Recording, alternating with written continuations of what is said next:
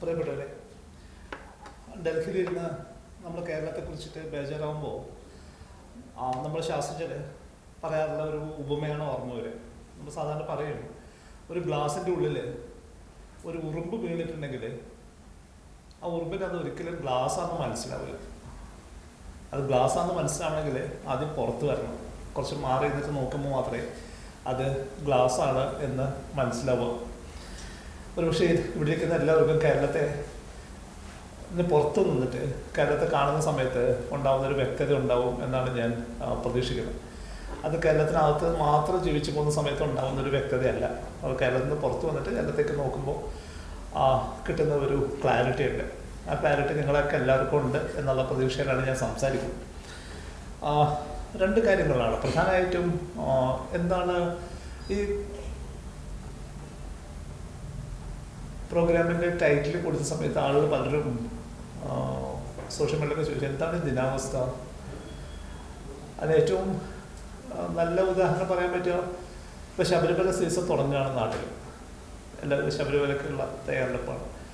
അപ്പോൾ ശബരിമലയിലേക്കുള്ള പോകുന്ന ആളുകൾക്ക് നേരത്തെ കൊടുത്തിരുന്ന ഫോക്കാസ്റ്റിന് പകരം ഇപ്പോൾ അവർ ചെയ്യുന്ന നൗകാസ്റ്റാണ്. അതായത് റിയൽ ടൈമിൽ ഇൻഫർമേഷൻ കൊടുക്കുന്നത്. അത് ദിവസം 3 നേരം രജിസ്റ്റർ ചെയ്ത അയ്യപ്പന്മാർക്ക് എല്ലാവർക്കും ഇൻഫർമേഷൻ, അവിടുത്തെ കാലാവസ്ഥയെക്കുറിച്ചിട്ടുള്ള ഇൻഫർമേഷൻ 3 പ്രാവശ്യം കൊടുക്കുകയാണ്. നൗകാസ്റ്റ് എന്നാണ് പറയുന്നത്. നമുക്ക് അടുത്ത ആഴ്ച എന്ത് സംഭവിക്കുന്നുള്ളതല്ല, അടുത്ത 2 ആഴ്ച കഴിഞ്ഞിട്ട് എന്ത് സംഭവിക്കുന്നുള്ളതല്ല, ഇപ്പോൾ എന്ത് സംഭവിക്കുന്നുള്ളത് റിയലായിട്ട് കൊടുക്കുന്ന ഒരു പ്രോസസ്സ് സ്റ്റാർട്ട് ചെയ്തിട്ടുണ്ട്. കേരളം ആ പ്രോസസ്സിൽ വളരെ പ്രധാനപ്പെട്ട ഒരു സ്ഥലമായി മാറുന്നതിന് 1-2 പ്രധാനപ്പെട്ട കാരണങ്ങളുണ്ട്. ഒന്ന്, കേരളം നന്നായി ചരിഞ്ഞു കിടക്കുന്നൊരു പ്രദേശമാണ്. അറബിക്കടലിൽ നിന്ന് തുടങ്ങിയിട്ട് ഏകദേശം 2000 മീറ്ററിനേക്കാൾ ഉയരത്തിലേക്കുള്ള സൈക്കിളുകൾ നിൽക്കുന്ന വളരെ സ്ലോപ്പി ആയിട്ടുള്ള ഒരു ടെറൈനാണ്. ഈ സ്ലോപ്പി ടെറൈൻ 2 വർഷത്തിൽ 2 പ്രാവശ്യം വാഷ് ചെയ്യുന്ന സ്ഥലമാണ്. നല്ല ഒന്നതിന് വെള്ളം വെച്ചിട്ട്, പ്യുവർ വെള്ളം വെച്ചിട്ട് കഴുകിയെടുക്കുന്ന ഒരു പ്രദേശമാണ്. അത് തുലാവർഷമായിട്ടും കാലവർഷമായിട്ടും 2 പ്രാവശ്യം കംപ്ലീറ്റ് ആയിട്ട് വാഷ് ചെയ്യും. അതുകൊണ്ടുള്ള ഗുണം എന്താ വെച്ച് കഴിഞ്ഞാൽ എല്ലായിടത്തും വെള്ളം ഉണ്ടെന്നുള്ള. അതുകൊണ്ട് തന്നെ കേരളത്തിൽ എവിടെ യാത്ര ചെയ്താലും എവിടെയും മനുഷ്യർക്ക് ജീവിക്കാൻ പറ്റും. നിങ്ങൾ കേരളം കഴിഞ്ഞ് തൊട്ടപ്പുറം തമിഴ്നാട് പോലൊക്കെ യാത്ര ചെയ്യാൻ തുടങ്ങിക്കഴിഞ്ഞാൽ ആളുകളെല്ലാവരും വെള്ളമുള്ള സ്ഥലത്ത് കൂട്ടായിട്ടാണ് താമസിക്കുക. ഒരു ഗ്രാമം കഴിഞ്ഞാൽ പിന്നെ കുറേ കഴിഞ്ഞിട്ടാണ് അടുത്തൊരു ഗ്രാമം കാണുക, പിന്നെ അവിടെ വെള്ളമുള്ളൂ. കേരളം അങ്ങനെയല്ല, കണ്ടിന്യൂസ് ആയിട്ട് ഹാബിറ്റേഷനുള്ള ഒരു ലാൻഡ്സ്കേപ്പാണ്. വെജിറ്റേഷനിൽ ഭയങ്കര ഡിഫറൻസ് ഉണ്ട്. നല്ല പച്ചപ്പുള്ള സ്ഥലമാണ്. തീരദേശത്ത് നമുക്ക് കണ്ടൽക്കാടുകളുണ്ട്, കുറച്ച് ഉള്ളിലേക്ക് കയറിയാൽ സർപ്പക്കാവുകളുണ്ട്. കുറച്ചും കൂടി സഹിപുറത്തിൻ്റെ താഴ്വാരങ്ങളിലേക്ക് എത്തുമ്പോൾ ധാരാളം പ്ലാന്റേഷൻസ് ഉണ്ട്. തൊട്ട് മുകളിലേക്ക് കയറി കഴിഞ്ഞാൽ ഇലപൊഴിയും കാടുകളുണ്ട്. കുറച്ചും കൂടി മുകളിലേക്ക് കയറി കഴിഞ്ഞാൽ നിത്യഹരിത വനങ്ങൾ കാണാൻ പറ്റും. കുറച്ചും കൂടി മുകളിലേക്ക് പോയാൽ നിത്യഹരിത വനങ്ങൾ കാണാൻ പറ്റും. അതിന് മുകളിലേക്ക് പോയി സഹ്യപുറത്തിൻ്റെ ഉയരങ്ങളിലേക്ക് എത്തുമ്പോൾ നമുക്ക് ചോലക്കാടുകൾ കാണാൻ പറ്റും. അതിന് ചുറ്റും വിശാലമായിട്ടുള്ള പുൽമേടുകളും കാണാൻ പറ്റും. ഇത്രയും വ്യത്യസ്തമായിട്ടുള്ള തരം കാടുകൾ ഇത്ര ചെറിയൊരു സ്ഥലത്ത് നമ്മളൊരു വണ്ടി എടുത്ത് പോവുകയാണെങ്കിൽ ഒരു 3-4 മണിക്കൂർ കൊണ്ട് ഇത്രയും സ്ഥലം നമുക്ക് കവർ ചെയ്യാൻ പറ്റും. കാണാൻ പറ്റുന്ന സ്ഥലം ലോകത്ത് വേറെ ഇല്ല. അതാണ് കേരളത്തെ വളരെ യുണീക്ക് ആക്കുന്ന ഒരു കാര്യമാണ്. വളരെ വ്യത്യസ്തമായിട്ടുള്ള വെജിറ്റേഷനുള്ള ഒരു സ്ഥലമാണ്. കാലാവസ്ഥ മാറുന്നുണ്ട്. അതിൻ്റെ കഥ തുറന്നത് കുറേ മുന്നെയാണ്. മനുഷ്യൻ ഊർജത്തിന് വേണ്ടി ഉപയോഗിച്ചിരുന്നത്, ഊർജം എന്ന് പറയുന്നത് മനുഷ്യന് ലഭ്യമായിരുന്ന ഊർജം എന്ന് വെച്ചാൽ നമ്മുടെ മസിൽ പവറാണ്, നമ്മുടെ ആരോഗ്യം. മറ്റൊന്ന്, നമ്മൾ വളർത്തുന്ന മൃഗങ്ങളുടെ ആരോഗ്യം. കുതിരയെക്കൊണ്ട്, കഴുതയെക്കൊണ്ട്, ആനയെക്കൊണ്ട് ഒക്കെ ചെയ്യിപ്പിച്ച് പണയെടുപ്പിച്ച് അത് ഊർജ്ജമായിട്ട് ഉപയോഗിക്കാൻ പറ്റും. ഫ്യൂവലായിട്ട് യൂസ് ചെയ്തിരുന്നത് പ്രധാനമായിട്ട് വിറകായിരുന്നു. വിറകാണ് കത്തിക്കുക. പക്ഷെ ഇത് മാറിയിട്ട് മനുഷ്യൻ കൽക്കരി കണ്ടെത്തുകയും കൽക്കരിയിലേക്ക് ഷിഫ്റ്റ് ചെയ്യുകയും ചെയ്തു. കൽക്കരിയുടെ വലിയ ഗുണം എന്താ വെച്ച് കഴിഞ്ഞാൽ വിറകിനേക്കാളും 10 മടങ്ങ് കൂടുതൽ ഊർജ്ജം തരാൻ പറ്റുന്ന ഒരു വസ്തുവാണ് കൽക്കരി എന്നത്. അത് ഭയങ്കര എഫിഷ്യൻ്റ് ആയിരുന്നു. സത്യത്തിൽ കൽക്കരി കണ്ടുപിടിക്കുകയും കൽക്കരി ഉപയോഗിക്കാൻ തുടങ്ങുകയും സ്റ്റീം എഞ്ചിൻ ഉണ്ടാക്കുകയും ചെയ്ത സമയം മുതൽ ഇങ്ങോട്ടേക്കാണ് നമ്മുടെ വ്യാവസായിക വിപ്ലവം നടന്നതായിട്ട് നമ്മൾ കണക്കാക്കുന്ന സമയം. വേറൊരു പറഞ്ഞാൽ ഗംഭീരമായിട്ടുള്ള ഊർജ്ജം ലഭ്യമാണ്. ന്യൂകോംബൻ എന്ന് പറയുന്നൊരു മനുഷ്യൻ ആദ്യത്തെ ആവിയന്ത്രം കണ്ടുപിടിക്കുന്നു. അതിനുശേഷം അത് റിഫൈൻ ചെയ്യപ്പെടുന്നു. ആവിയന്ത്രം കണ്ടുപിടിച്ചതിന് ശേഷം ആദ്യം ഉപയോഗിക്കപ്പെട്ടത് ഖനികളിൽ നിന്ന് വെള്ളം പുറത്തേക്ക് പമ്പ് ചെയ്യാൻ വേണ്ടിയിട്ടാണ്. കൽക്കരി കുഴിച്ചെടുക്കുന്ന ഖനികളിൽ മഴ പെയ്യുമ്പോൾ വെള്ളം നിറയും. ആ വെള്ളം പുറത്തേക്ക് പമ്പ് ചെയ്യാൻ തന്നെയാണ് സ്റ്റീം എഞ്ചിൻ ആദ്യമായിട്ട് കൽക്കരി കത്തിച്ചുകൊണ്ട് ഉപയോഗിച്ചത്. അതിനുശേഷം മറ്റു പല ആവശ്യങ്ങൾക്കും ഉപയോഗിച്ചു. മനുഷ്യൻ പതുക്കെ പതുക്കെ കൽക്കരിയിൽ നിന്ന് പെട്രോളിയത്തിലേക്ക് ഷിഫ്റ്റ് ചെയ്തു, നാച്ചുറൽ ഗ്യാസിലേക്ക് ഷിഫ്റ്റ് ചെയ്തു. ഇന്ന് വന്ന് മനുഷ്യൻ എന്ന് പറയുന്ന ഒരു സ്പീഷീസിന് ജീവിക്കണമെങ്കിൽ ഈ ഫോസിൽ ഇന്ധനങ്ങൾ കത്തിക്കാതെ പറ്റില്ല എന്നുള്ള അവസ്ഥയിലേക്ക് എത്തിക്കഴിഞ്ഞു. മറ്റൊരു സ്പീഷീസിനും അങ്ങനെ ഒരു ആവശ്യമില്ല. നമ്മൾ ഡിഫൈൻ ചെയ്യുന്നത് ഈ ഫോസിൽ ഫ്യൂൽസ് കത്തിക്കാതെ ഒരു ദിവസം പോലും നമുക്ക് ജീവിക്കാൻ പറ്റുന്നില്ല.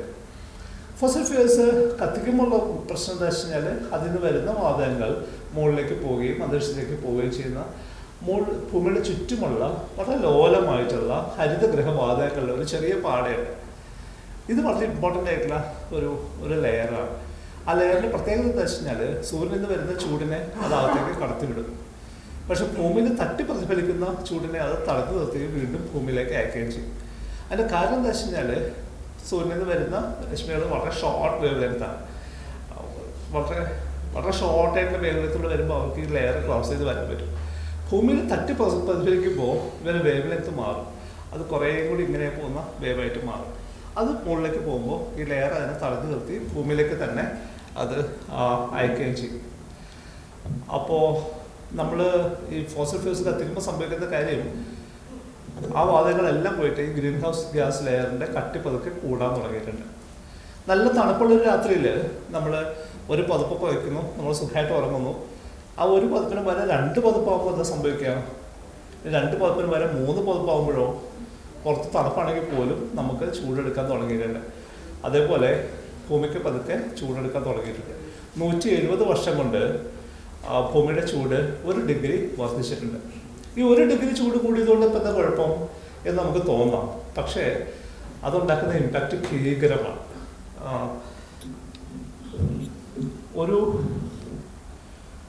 ഒരു ഡിഗ്രി ഇൻക്രീസ് പോലും ഒരു ചെറിയ ഉദാഹരണം പറഞ്ഞാൽ മനസ്സിലാവും. പുഴ തുടങ്ങുന്നത് നമ്മൾ പലപ്പോഴും പറയും ഈ പുഴ ഇന്ന സ്ഥലത്ത് നിന്നാണ് തുടങ്ങുന്നതെന്നൊക്കെ അവർ പറയും. പുഴ ഒരു സ്ഥലത്ത് നല്ല തുടങ്ങുക, കുറേ സ്ഥലങ്ങളിൽ നിന്നാണ് പുഴ തുടങ്ങുന്നത്. അവിടെയുള്ള ചെറിയ ഉറവകളിൽ നിന്നാണ് പുഴ ആരംഭിക്കുക.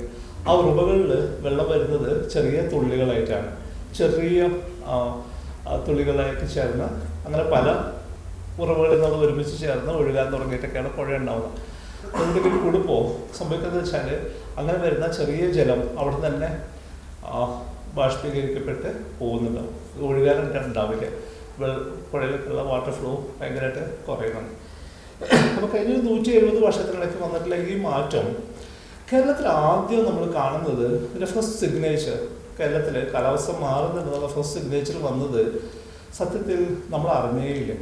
ഒരുപക്ഷെ നിങ്ങൾ കേട്ടിട്ടുണ്ടോ, മതികെട്ടാൻ എന്നൊരു സ്ഥലം കേട്ടിട്ടുണ്ടോ? കേരളത്തിൽ മൂന്നാറിന് പോകുന്ന വഴിക്കുള്ള ഒരു സ്ഥലമാണ്. ഇപ്പം മതികെട്ടാൻ ഒരു ഫോറസ്റ്റ്, ഒരു വൈൽഡ് ലൈഫ് സാങ്ച്വറി തന്നെ അവിടെ സ്റ്റാർട്ട് ചെയ്തിട്ടുണ്ട്. ചോലക്കാടാണ് അവിടെ. ഈ മതികെട്ടാൻ എന്നുള്ള പേര് വരാനായിട്ട് ഒരു രസകരമായിട്ടുള്ള കാരണം ഉണ്ടായിരുന്നു. അത്ര യൂഷ്വലായിട്ടൊരു പേരല്ലല്ലോ മതികെട്ടാൻ എന്നാണ് ആ സ്ഥലത്തിൻ്റെ പേര്. കുറേ മുന്നേ അത് വലിയ വാർത്തയിൽ വന്നൊരു കാലം ഉണ്ടായിരുന്നു. സംഭവിച്ചതെന്ന് വെച്ചാൽ അവിടെ മതികെട്ടാനിൽ പോയിട്ട് ആളുകൾ സ്ഥലം കയറി. അത് വനംവകുപ്പിൻ്റെ കയ്യിലുള്ള സ്ഥലമാണ്. പക്ഷെ അവിടെ പോയിട്ട് അവർ സ്ഥലം കൈകാറി, നാട്ടുകാർ സ്ഥലം കൈകാറി. അത് വലിയൊരു പ്രശ്നമായിട്ട് പത്രങ്ങളിലൊക്കെ വലിയ വാർത്തയായിട്ടൊക്കെ വരുന്നുണ്ടായി. അത് നമ്മളെ സംബന്ധിച്ചിട്ട് അന്ന് അതൊരു ഭൂപ്രശ്നമായിരുന്നു. പക്ഷേ സത്യത്തിൽ അത് കേരളത്തിൽ ക്ലൈമറ്റ് ചേഞ്ചിൻ്റെ ഫസ്റ്റ് സിഗ്നേച്ചർ ആയിരുന്നു. സംഭവിച്ചതെന്ന് വെച്ച് കഴിഞ്ഞാൽ അവിടെ പല പ്രാവശ്യം ആളുകൾ പോയിട്ട് ഏലം കൃഷി ചെയ്യാൻ ശ്രമിച്ചിരുന്നു. ഏലം കൃഷി ചെയ്യുന്നത് എങ്ങനെയാണെന്ന് ഒരു പക്ഷേ നിങ്ങൾക്ക് അറിയുന്നുണ്ടാവും. നമ്മൾ മരം വെട്ടി മാറ്റിയിട്ടല്ല, മരത്തിന് താഴെ നല്ല തണൽ ആവശ്യമുള്ളൊരു വിളയാണ് ഏലം. മരത്തിന് താഴെയാണ് ഏലം കൃഷി ചെയ്യുക. ഇവർ പോയിട്ട് പല സമയത്ത് അവിടെ ഏലം കൃഷി ചെയ്യാൻ ശ്രമിച്ചു, പക്ഷെ നടന്നില്ല. അതിൻ്റെ കാരണം എന്താ വെച്ച് കഴിഞ്ഞാൽ വർഷത്തിൽ 6 മാസത്തോളം കോടമഞ്ഞ് വീണ് കിടക്കുന്ന പ്രദേശമാണ് അത്. അതുകൊണ്ട് ധാരാളം അസുഖങ്ങൾ, ഫംഗസ് പ്രശ്നങ്ങളൊക്കെ വന്ന കാരണം വേല കൃഷി ചെയ്യാൻ പറ്റുന്നില്ല. ഇവർ പല പ്രാവശ്യം ശ്രമിച്ചു. അങ്ങനെ പല പ്രാവശ്യം കൃഷി ചെയ്യാൻ ശ്രമിച്ച് മതികെട്ട് ഇറങ്ങിപ്പോയ മലയ്ക്കാണ് നാട്ടുകാർ മതികെട്ടാൻ മല എന്ന് പേരിട്ട്. പക്ഷേ ഈ വാർത്ത വന്ന സമയത്ത് സംഭവിച്ചതെന്ന് വെച്ചാൽ അവിടെ ഏലം കൃഷി ചെയ്യാൻ പറ്റി. അതുകൊണ്ടാണ് നാട്ടുകാർക്ക് ആ സ്ഥലം കൈയേറിയത്. അവിടെ ഏലം കൃഷി ചെയ്യാൻ തുടങ്ങി, ഏലം അവിടെ വളർത്താൻ തുടങ്ങി. വേറെ ഇത് പറഞ്ഞാൽ അവിടുത്തെ കാലാവസ്ഥ മാറിക്കഴിഞ്ഞു. ഇത് പക്ഷെ നമുക്ക് മനസ്സിലായില്ല. നമ്മളെ സംബന്ധിച്ച് അന്ന് അതൊരു ഭൂപ്രശ്നം മാത്രമല്ല, ഭൂമി കൈകാര്യ പ്രശ്നം മാത്രമായിട്ടാണ് നമ്മളത് കണ്ടത്. അവിടെ നിന്ന് ഇങ്ങോട്ടേക്ക് കേരളത്തിൽ വലിയ തോതിലുള്ള ഇമ്പാക്ട്സ് ഉണ്ടായി. അതിൽ പ്രധാനപ്പെട്ട 3 കാര്യങ്ങൾ മാത്രം പറയാം. നമ്മൾ പ്രൊഡിക്റ്റ് ചെയ്തിട്ടുള്ള ഒന്നാമത്തെ പ്രശ്നം, കാലാവസ്ഥ മാറുന്ന സമയത്ത് കടലിലെ ജലനിരപ്പ് പതുക്കെ ഉയരാൻ തുടങ്ങുകയാണ്. 2 കാരണങ്ങൾ കൊണ്ടാണ്. ഒന്ന്, ചൂട് കൂടുമ്പോൾ ജലത്തിൻ്റെ വോളിയം വർദ്ധിക്കും. നമ്മൾ ചായ ഉണ്ടാക്കാനായിട്ട് വെള്ളം എടുത്ത് പാത്രത്തിൽ വെള്ളം എടുത്തിട്ട് സ്റ്റവിൽ വെച്ച് കത്തിച്ച് കഴിഞ്ഞാൽ കുറച്ച് കഴിയുമ്പോൾ വെള്ളം കുറച്ച് പൊങ്ങിയതായിട്ട് കാണാം. അപ്പോൾ ചൂട് കൂടുന്ന സമയത്ത് അതിൻ്റെ വോളിയം വർദ്ധിക്കും. രണ്ടാമത്തെ കാര്യം, ഭൂമിയുടെ 2 ധ്രുവങ്ങളിലും ഉത്തര ധ്രുവത്തിലും ദക്ഷിണ ധ്രുവത്തിലുള്ള വലിയ മഞ്ഞ് പാളികൾ ഉരുകാൻ തുടങ്ങും. ആ ഉരുകുന്ന വെള്ളം കടലിലേക്ക് വരും. കടലിൽ ജലനിരപ്പ് പതുക്കെ ഉയരാൻ തുടങ്ങും. കേരളത്തിലെ ജലനിരപ്പ് ഉയർന്നു കഴിഞ്ഞാൽ ആദ്യം മുങ്ങാൻ പോകുന്നൊരു പ്രദേശത്തിൻ്റെ പേര് കുട്ടനാട് എന്നാണ്. കുട്ടനാട് ഇപ്പം തന്നെ സമുദ്രനിരപ്പിനേക്കാൾ താഴെയുള്ള പ്രദേശമാണ്. അവിടുന്ന് വെള്ളം പമ്പ് ചെയ്ത് മാറ്റിയിട്ടാണ് നമ്മളവിടെ കൃഷി ചെയ്യും. നമ്മുടെ എല്ലാ നഗരങ്ങളും തീരദേശത്ത് തന്നെയാണ്. ഇന്നിപ്പോൾ ഒരു ചെറിയ തരിക്ക് പോലും വലിയ പൈസ കൊടുത്ത് വാങ്ങാൻ പറ്റുന്ന കൊച്ചിയിലെ മറൈൻ ഡ്രൈവറോടൊക്കെ ചേർന്ന സ്ഥലങ്ങളൊക്കെ 2050 ആകുമ്പോഴേക്കും ഉണ്ടാവില്ല എന്നുള്ളതാണ് നമുക്ക് മനസ്സിലാവുന്ന കാര്യം. ഇത് നമ്മുടെ മാത്രം പ്രശ്നമല്ല. നമ്മുടെ തൊട്ടപ്പുറത്തെ രാജ്യമുണ്ട് മാലദ്വീപ്സ് എന്ന് പറഞ്ഞിട്ട്, മാലദ്വീപുകൾ. അവിടെയുള്ള മനുഷ്യർ ശ്രീലങ്കയിലും ഓസ്ട്രേലിയയിലൊക്കെ സ്ഥലം വാങ്ങാൻ തുടങ്ങിക്കഴിഞ്ഞു. കാരണം മാലദ്വീപ്സിൻ്റെ ആ ദ്വീപുകളിലെ സമുദ്രനിരപ്പിനേക്കാളുള്ള ഉയരം, മാക്സിമം ഉയരം എന്ന് പറഞ്ഞാൽ വെറും 4 മീറ്റർ മാത്രമാണ്. 4 മീറ്ററിനേക്കാൾ വലിയൊരു തിരമാല വന്നാൽ വാഷ് ഔട്ടായി അവരവിടുന്ന് മൂവ് ചെയ്യാനായിട്ട് ശ്രമിച്ചിട്ടുണ്ട്. അവിടെയുള്ള കുട്ടികളോടൊക്കെ സംസാരിക്കുമ്പോൾ അവരെ ഭാവനയിലുള്ള അവർ കാണാത്തൊരു സ്ഥലമാണ് അത്. അവരിനി അവിടെ ജീവിക്കാൻ പോകുന്നത് അവർക്കറിയാം. അവരുടെ നാടിനി ഉണ്ടാവില്ല എന്നറിയാം. പസഫിക് സമുദ്രത്തിൽ ധാരാളം ദ്വീപുകൾ മുങ്ങിക്കഴിഞ്ഞു. അവർ അന്താരാഷ്ട്ര ചർച്ചകളിലൊക്കെ പസഫിക് സമുദ്രത്തിൻ്റെ ആളുകൾ വന്നിട്ട് കരഞ്ഞു വിളിച്ചിട്ടാണ് പറയാം, ഞങ്ങൾ നാട് മുങ്ങാണ്, ഞങ്ങൾക്ക് നിൽക്കാൻ പറ്റില്ല, ഞങ്ങൾക്ക് ജീവിക്കാൻ പറ്റില്ല എന്ന് പറയുമ്പോൾ ലോകത്തെ ഏറ്റവും സമ്പന്നമായിട്ട് രാജ്യങ്ങളെ സംബന്ധിച്ചിട്ട് അവർക്ക് പെട്ടെന്ന് തീരുമാനം എടുക്കാൻ പറ്റില്ല. കാരണം സൗദി അറേബ്യ രാജ്യങ്ങൾ, മിഡിൽ ഈസ്റ്റിലുള്ള രാജ്യങ്ങൾ, ഓസ്ട്രേലിയ പോലുള്ള രാജ്യങ്ങൾ, അവരുടെ ഏറ്റവും വലിയ എക്കോണമിയാണ് നമ്മൾ നേരത്തെ പറഞ്ഞ ഫോസിൽ ഫ്യൂവൽ ഉപയോഗിക്കുന്നത്. പെട്രോളിയം അവരെ സംബന്ധിച്ച് ഏറ്റവും പ്രധാനപ്പെട്ട ഒരു റിസോഴ്സാണ്. അതുകൊണ്ട് അതിൻ്റെ ഉപയോഗം കുറയ്ക്കുക എന്നുള്ളത് അവരെ സംബന്ധിച്ച് വളരെ എളുപ്പം നടക്കുന്ന കാര്യമില്ല. വലിയ തോതിലുള്ള കണ്ടസ്റ്റേഷനാണ് ഇൻ്റർനാഷണൽ സീനിൽ ഇതുമായിട്ട് ബന്ധപ്പെട്ട് സംഭവിക്കുന്നത്. ഞാൻ നേരത്തെ പറഞ്ഞ പോലെ ഒന്നാമത്തെ പ്രശ്നം സമുദ്രനിരപ്പ് പതുക്കെ ഉയരുക എന്നുള്ളതാണ്. രണ്ടാമത്തെ പ്രധാന പ്രശ്നം സ്പീഷീസുകൾ അവർ ജീവിക്കുന്ന സ്ഥലത്ത് നിന്ന് മാറി താമസിക്കും എന്നുള്ളതാണ്. ചൂടുള്ള പ്രദേശത്ത് നിന്ന് അവർ പതുക്കെ തണുപ്പുള്ള പ്രദേശത്തേക്ക് മാറും. വെറുതെ പറഞ്ഞാൽ നമ്മൾ ബസ് സ്റ്റാൻഡിലെത്തിയാൽ നല്ല വെയിലാണെങ്കിൽ നമ്മൾ അറിയാതെ ഒരു തണലിലേക്ക് മാറി നിൽക്കുന്ന പോലെ, അല്ലെങ്കിൽ ബസ് ഷെഡിലേക്ക് കയറി നിൽക്കുന്ന പോലെ സ്പീഷീസുകൾ, ജീവജാലങ്ങൾ പതുക്കെ അവിടെ നിന്ന് മാറും. നമ്മൾ പണ്ട് സ്കൂളിൽ പഠിച്ചിട്ടുണ്ട്, ഒരു കുളം അതൊരു ഇക്കോസിസ്റ്റമാണ് എന്ന് പഠിച്ചിട്ടുണ്ട്. അത് ഇക്കോസിസ്റ്റം എന്ന് വിളിക്കുന്നത് 2 കാരണങ്ങളുണ്ട്. ഒന്ന്, അവിടെ ഒരു എനർജി സൈക്കിൾ കംപ്ലീറ്റ് ആവുന്നുണ്ട്. അതുപോലെ ഒരു ന്യൂട്രിയൻ സൈക്കിൾ കംപ്ലീറ്റ് ആവുന്നുണ്ട്. തിന്നപ്പെട്ടിട്ടും കൈമാറപ്പെടുന്ന ഊർജത്തിൻ്റെയും വിഭവങ്ങളുടെയും ഒരു ചങ്ങല അവിടെ പൂർണ്ണമാകുന്നുണ്ട്. അതുകൊണ്ടാണ് നമ്മളതിനെ ഒരു ആവാസ വ്യവസ്ഥ എന്ന് വിളിക്കുന്നത്. ചൂട് കൂടുമ്പോൾ അവിടെ നിന്നുള്ള ജീവികൾ പതുക്കെ മാറാൻ തുടങ്ങും. പറന്നു പോകാൻ പറ്റുന്നവർ പറന്നു പോകും, നടന്നു പോകാൻ പറ്റുന്നവർ നടന്നു പോകും, ചാടി പോകാൻ പറ്റുന്നവർ ചാടി പോകും, എഴഞ്ഞു പോകാൻ പറ്റുന്നവർ എഴഞ്ഞു പോകും. പക്ഷെ ഇവരൊക്കെ പോകുന്നത് അവരുടേതായിട്ടുള്ള സമയത്തായിരിക്കും, ഒരുമിച്ചല്ല. അതോടുകൂടി ആ ഇക്കോസിസ്റ്റത്തിൻ്റെ ഇൻറ്റഗ്രിറ്റി നഷ്ടമാവും, ഫ്രാക്ചേർഡാവും. ഇതാണ് രണ്ടാമത്തെ പ്രശ്നം, കാലാവസ്ഥയിൽ മാറ്റം വരുന്നത്. പക്ഷെ നമ്മൾ ഈ 2 പ്രശ്നത്തെക്കുറിച്ച്, കടലിലെ ജലനിരപ്പ് ഉയരുന്നതിനെ കുറിച്ചിട്ടോ അല്ലെങ്കിൽ സ്പീഷീസുകൾ മാറി താമസിക്കുന്നതിനെ കുറിച്ചിട്ടോ അല്ല നമ്മൾ പലപ്പോഴും ബേജാറാവും. നമ്മൾ ബേജാറാവുന്നത് മൂന്നാമത്തെ ഒരു പ്രശ്നം കൊണ്ടാണ്. അത് അതിതീവ്രമായിട്ടുള്ള ദുരന്തങ്ങൾ ഉണ്ടാവും. ഒരുപക്ഷെ കേരളം കണ്ടതിൽ വെച്ചിട്ട് ഏറ്റവും വലിയ കാലാവസ്ഥയായിട്ട് ബന്ധപ്പെട്ടിട്ട് ഏറ്റവും ഗംഭീരമായിട്ടുള്ള ഏറ്റവും വലിയ ദുരന്തമാണ് ഈ വർഷം നമുക്കുണ്ടായത്. വയനാട്ടിൽ നിന്ന് ഉരുൾപൊട്ടുന്നു, അതുവഴി വരുന്ന ഡെബ്രി ഒഴുകിയത് മലപ്പുറം ജില്ലയിലേക്ക് എത്തുന്നു. അത് മുഴുവൻ പോകുന്ന 7 കിലോമീറ്ററോളം ദൂരത്തേക്ക് അത് ഒഴുകി പോകുന്നു. ഈ പോകുന്ന വഴിക്ക് വലിയ വെള്ളച്ചാട്ടങ്ങളുണ്ട്. ഒഴുകിപ്പോയ മനുഷ്യ ശരീരങ്ങളൊക്കെ വെള്ളച്ചാട്ടം കഴിഞ്ഞ് മുന്നോട്ട് പോകുമ്പോൾ പൂർണ്ണമായിട്ടുള്ള മനുഷ്യ ശരീരങ്ങളായിട്ടല്ല, ശരീരഭാഗങ്ങൾ മാത്രമേ ആയിട്ടാണ് വരുന്നത്. നിലമ്പൂരൊക്കെ എത്തുമ്പോൾ നിലമ്പൂരിലെ ആദിമ നിവാസികൾ അവരുടെ ചങ്ങാടത്തിൽ പോയിട്ട് പുഴയിൽ നിന്ന് കോരിയെടുക്കുന്നത് മനുഷ്യ ശരീരങ്ങളല്ല, ശരീരത്തിൻ്റെ ഭാഗങ്ങൾ മാത്രമാണ്. ആ തരത്തിലുള്ള ഡിസാസ്റ്റർ നമ്മൾ പരിചയപ്പെട്ടിട്ടില്ല. ആ ലെവലിലേക്ക് കാലാവസ്ഥ മാറ്റം നമ്മളെ എത്തിച്ചിട്ടുണ്ട്. എന്താണ് ചെയ്യാൻ പറ്റുക എന്നുള്ളതാണ് ചോദ്യം. എങ്ങനെയാണ് നമ്മൾ അതിനോട് റെസ്പോണ്ട് ചെയ്യുക? ഏത് തരത്തിലുള്ള ഇടപെടലാണ് നമ്മളൊക്കെ അതിന് സാധ്യമാവുക എന്നുള്ളതാണ് പ്രധാനപ്പെട്ട ചോദ്യം. വളരെ ലളിതമായിട്ടുള്ള അതിൻ്റെ ഉത്തരം എന്താ വെച്ച് കഴിഞ്ഞാൽ, ഇപ്പം നമ്മളിവിടെ ഈ പ്രോഗ്രാം കഴിഞ്ഞിട്ട് ഞാൻ പുറത്തേക്ക് ഇറങ്ങിയിട്ട് റോഡ് ക്രോസ് ചെയ്യുമ്പോൾ എൻ്റെ ഒരു വണ്ടി ഇടിച്ച് ഞാൻ വീടുന്ന് വയ്ക്കും. ഒരു പക്ഷേ ആരെങ്കിലും എടുത്ത് തന്നെ ആസ്പത്രിയിൽ കൊണ്ടുപോയിട്ടുണ്ടാവും. പ്രധാന കാര്യം എന്താ വെച്ചാൽ, ഞാൻ ആസ്പത്രിയിൽ നിന്ന് എത്ര പെട്ടെന്ന് ഞാൻ സുഖമാവും എന്നുള്ളത് ഈ ആക്സിഡൻറ്റ് നടക്കുന്ന സമയത്ത് എൻ്റെ ആരോഗ്യമായിട്ട് ബന്ധപ്പെട്ടൊരു കാര്യമാണ്. ആക്സിഡൻറ്റ് നടക്കുന്ന സമയത്ത് ഞാൻ പൂർണ്ണ ആരോഗ്യവാനാണെങ്കിൽ എനിക്ക് ആശുപത്രിയിൽ നിന്ന് വളരെ പെട്ടെന്ന് റിക്കവർ ചെയ്യാൻ പറ്റും. അതേസമയം ആ ആക്സിഡൻറ്റ് നടക്കുന്ന സമയത്ത് എനിക്ക് ധാരാളം അസുഖങ്ങളുണ്ടെങ്കിൽ, എനിക്ക് ഹൈ ഷുഗർ ഉണ്ട്, BP ഉണ്ട്, കൊളസ്ട്രോൾ ഉണ്ട്, അങ്ങനെയുള്ളൊരു അനാരോഗ്യ അവസ്ഥയിലാണ് ഞാനെങ്കിൽ എനിക്ക് ആസ്പത്രിയിൽ നിന്ന് തിരിച്ച് റിക്കവർ ചെയ്ത് വരാനായിട്ട് ധാരാളം സമയമെടുക്കും.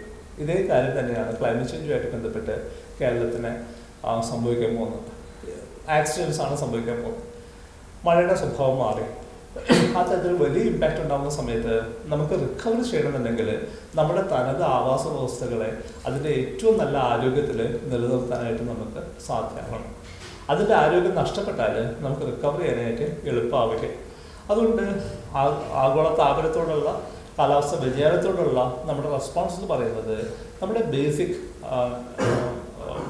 ആവാസ വ്യവസ്ഥകളെ അതിൻ്റെ ഏറ്റവും തനിമയോട് കൂടി നിലനിർത്തുക. ഇത് മാത്രമേ ഉള്ളൂ നമുക്ക് ചെയ്യാനായിട്ടുള്ള കാര്യം. So that is regarding climate change. ഇനി മഴയ്ക്ക് സംബന്ധിച്ചൊരു കാര്യത്തെ കുറിച്ച് വിശദമായിട്ട് പറയേണ്ട ആവശ്യമില്ല. എങ്ങനെയാണ് നമ്മൾ ദിനാവസ്ഥയിലേക്ക് മാറിയെന്നുള്ള കാര്യം പറയേണ്ട ആവശ്യമുണ്ട്. സയൻറ്റിസ്റ്റുകൾ പറയുന്നത് ഭൂമിയിലുള്ള എല്ലാ സമുദ്രങ്ങളും എടുത്തു വെച്ച് നോക്കിയാൽ അത് ഏറ്റവും പെട്ടെന്ന് ചൂടാവുന്ന ഒരു സമുദ്രമായിട്ട് മാറിയിട്ടുള്ളത് ഇന്ത്യൻ ഓഷ്യനാണ്.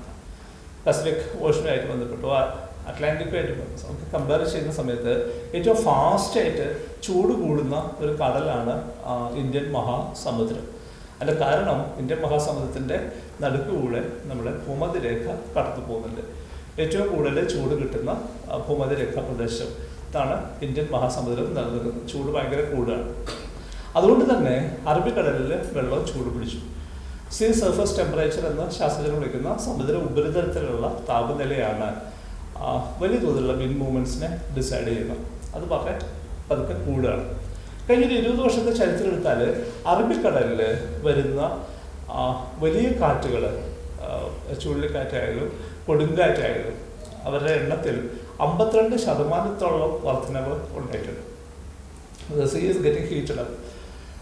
സ്വാഭാവികമായിട്ടും അതിന് മുകളിലുള്ള വായു ചൂടാവുന്നുണ്ട്. കൊടുങ്കാറ്റുകളുടെ എണ്ണം വർദ്ധിക്കുന്നുണ്ട്. നമ്മൾ പണ്ട് വിശ്വസിച്ചിരുന്ന പല നിയമങ്ങളും തെറ്റാണ്. വെതർ സയൻസിലുള്ള ഒരു നിയമം എന്താ വെച്ചാൽ, ഭൂമിയിൽ എവിടെയെങ്കിലും ഒരു കൊടുങ്കാറ്റുണ്ടെങ്കിൽ ഒരു സമയത്ത് ഒരു കൊടുങ്കാറ്റേ ഉണ്ടാവുള്ളൂ എന്നുള്ളതായിരുന്നു പഴയൊരു നിയമം. ഈ 3 വർഷം മുന്നെയാണ് ആ നിയമം തെറ്റുന്നത്. ഒരേ സമയം ഭൂമിയിലെ 3 കൊടുങ്കാറ്റുകൾ ഒരേ സമയം ഓപ്പറേറ്റ് ചെയ്ത് നമ്മൾ കണ്ടു. ഒന്ന് പസഫിക്കിൽ, ഒന്ന് അറ്റ്ലാന്റിക്കിൽ, ഒന്ന് ഇന്ത്യൻ ഓഷ്യനിൽ. ഒരേ സമയം 3 കൊടുങ്കാറ്റുകൾ. വെതർ സയൻറ്റിസ്റ്റുകളെ സംബന്ധിച്ച് അത് മനസ്സിലാക്കാൻ അവർക്ക് വലിയ ബുദ്ധിമുട്ടുണ്ട്. കാരണം എത്രയോ വർഷങ്ങളായിട്ട് അവർ വിശ്വസിച്ചിരുന്ന ഒരു നിയമമാണ് അത് തെറ്റിപ്പോകുന്നത്. ഒരേ സമയം 3 കൊടുങ്കാറ്റുകൾ ഓപ്പറേറ്റ് ചെയ്യാൻ കടലിലെ ചൂട് പതുക്കെ കൂടി വരുന്നു. അതനുസരിച്ച് ഏറ്റവും വലിയ ഇമ്പാക്റ്റ് ഉണ്ടാക്കിയത് നമ്മുടെ മൺസൂണിനാണ്, നമ്മുടെ കാലവർഷത്തിനാണ് മാറ്റം ഉണ്ടായത്. ഇന്ത്യൻ മൺസൂൺ എന്നുള്ളത് വളരെ പ്രധാനപ്പെട്ട ഒരു കാര്യമാണ്. ഒത്തിരി കാര്യങ്ങളിൽ അത് ഇമ്പാക്റ്റ് ഉണ്ടാക്കിയിട്ടുണ്ട്. നമ്മുടെ പ്ലാനിംഗ് ബോർഡൊക്കെ ചെയ്യുന്ന കാര്യം മൺസൂൺ പ്രഡിക്ഷൻ വെച്ചിട്ടാണ്. ഇന്ത്യൻ സർക്കാർ ചെയ്യുന്നത് നമ്മുടെ ഫുഡ് കോർപ്പറേഷൻ ഓഫ് ഇന്ത്യയുടെ ഗോഡൗണുകളിൽ എല്ലാ സമയത്തും 1 വർഷത്തേക്കുള്ള ഭക്ഷണമാണ് റിസർവ് ആയിട്ട് സൂക്ഷിക്കുക. അതിൻ്റെ കാരണം മൺസൂണിൻ്റെ പാറ്റേൺ ആണ്. ഒരു വർഷം മൺസൂൺ ചതിച്ചാൽ തൊട്ടടുത്ത വർഷം ഒരിക്കലും ചതിക്കില്ല എന്നുള്ളതാണ് നിയമം. കണ്ടിന്യൂസ് ആയിട്ടുള്ള അടുത്തടുത്ത 2 വർഷങ്ങളിൽ മൺസൂൺ മോശമാവില്ല. ഒരു വർഷം മോശമായാൽ അടുത്ത വർഷം നോർമലായിരിക്കും. എത്രയോ നാൾ കൊണ്ടുള്ള അറിവിൽ നിന്നാണ് FCI എടുക്കുന്ന ഈ തീരുമാനം. നമ്മൾ 1 വർഷത്തെ ഭക്ഷണം മാത്രം സ്റ്റോർ ചെയ്താൽ മതി. കാരണം കോൺസിക്യൂട്ടീവ് ആയിട്ട് 2 വർഷം മൺസൂൺ ഫെയിൽ ആവില്ല. ആ നിലയ്ക്ക് നമ്മുടെ ഭക്ഷണ കാര്യത്തിലുള്ള ഒരു കാര്യത്തിന് വേണ്ടിയിട്ട് മൺസൂണിൻ്റെ പാറ്റേൺ നമ്മൾ യൂസ് ചെയ്യാറുണ്ട്. മറ്റൊത്തിരി കാര്യങ്ങൾ. അലക്സാണ്ടർ ഫ്ലേറ്റർ എന്ന് പറഞ്ഞ ഒരാളെ ഒരു വർഷം നിങ്ങൾ കേട്ടിട്ടുണ്ടോ? അലക്സാണ്ടർ ഫ്ലേറ്റർ എഴുതിയൊരു പുസ്തകമാണ് ചേസിങ് ദ മൺസൂൺ എന്നുള്ള പുസ്തകം. അദ്ദേഹം ഒരു പസഫിക് ദ്വീപിൽ ജനിച്ച മനുഷ്യനാണ്. മഴ ഭയങ്കര ഇഷ്ടമായിരുന്നു. പക്ഷെ അദ്ദേഹം നോക്കുമ്പോൾ ലോകം മുഴുവൻ നോക്കുന്ന സമയത്ത് ഇത്ര ഗംഭീരമായിട്ടൊരു മഴ യാത്ര വേറെ എവിടെയില്ല. അദ്ദേഹം കേരളത്തിൽ വന്നു. കേരളത്തിൽ കന്യാകുമാരി മുതൽ അദ്ദേഹം മൺസൂണിനൊപ്പം യാത്ര ചെയ്തു. എവിടെ വരെ? അവിടെ നിന്ന് യാത്ര ചെയ്ത് അദ്ദേഹം ചിറാപ്പുഞ്ചി വരെ പോയി. അതിൻ്റെ അനുഭവങ്ങളാണ് അദ്ദേഹം ആ പുസ്തകത്തിൽ എഴുതി. ചേസിങ് ദ മൺസൂൺ എന്ന് പറയുന്ന പുസ്തകത്തിൽ ഗംഭീര പുസ്തകമാണ്. അത് പുസ്തകത്തിൽ പറയുന്ന ഒരു ചെറിയ കാര്യമല്ല. പുള്ളി കേരളത്തിൽ വന്നു. പുള്ളി അവിടെ പോയിട്ട് ഇതെന്താണ് തുടങ്ങുക മൺസൂൺ ഇതറിയാൻ വേണ്ടി മീറ്ററോളജിക്കൽ ഡിപ്പാർട്ട്മെൻറ്റിൽ പോയിട്ട് പുള്ളി ചോദിക്കുന്നുണ്ട്. അവർക്കത് മനസ്സിലാക്കാത്ത താല്പര്യം ഇത് എപ്പോഴാണ് തുടങ്ങുക. കാരണം അത് മൺസൂണും അങ്ങനെ ഇമ്പോർട്ടൻ്റ് ആയിട്ടൊരു കാര്യമായിട്ട് അവർക്ക് തോന്നിയിട്ടില്ല. മൺസൂൺ നോർമലി വരും, സാധാരണ പോലെ അത് നടക്കും. അത് എന്താ ചോദിക്കാൻ എന്നുള്ളൊരു സംശയമാണ്. ഇതൊക്കെ ഉത്തരം കിട്ടത്തില്ല.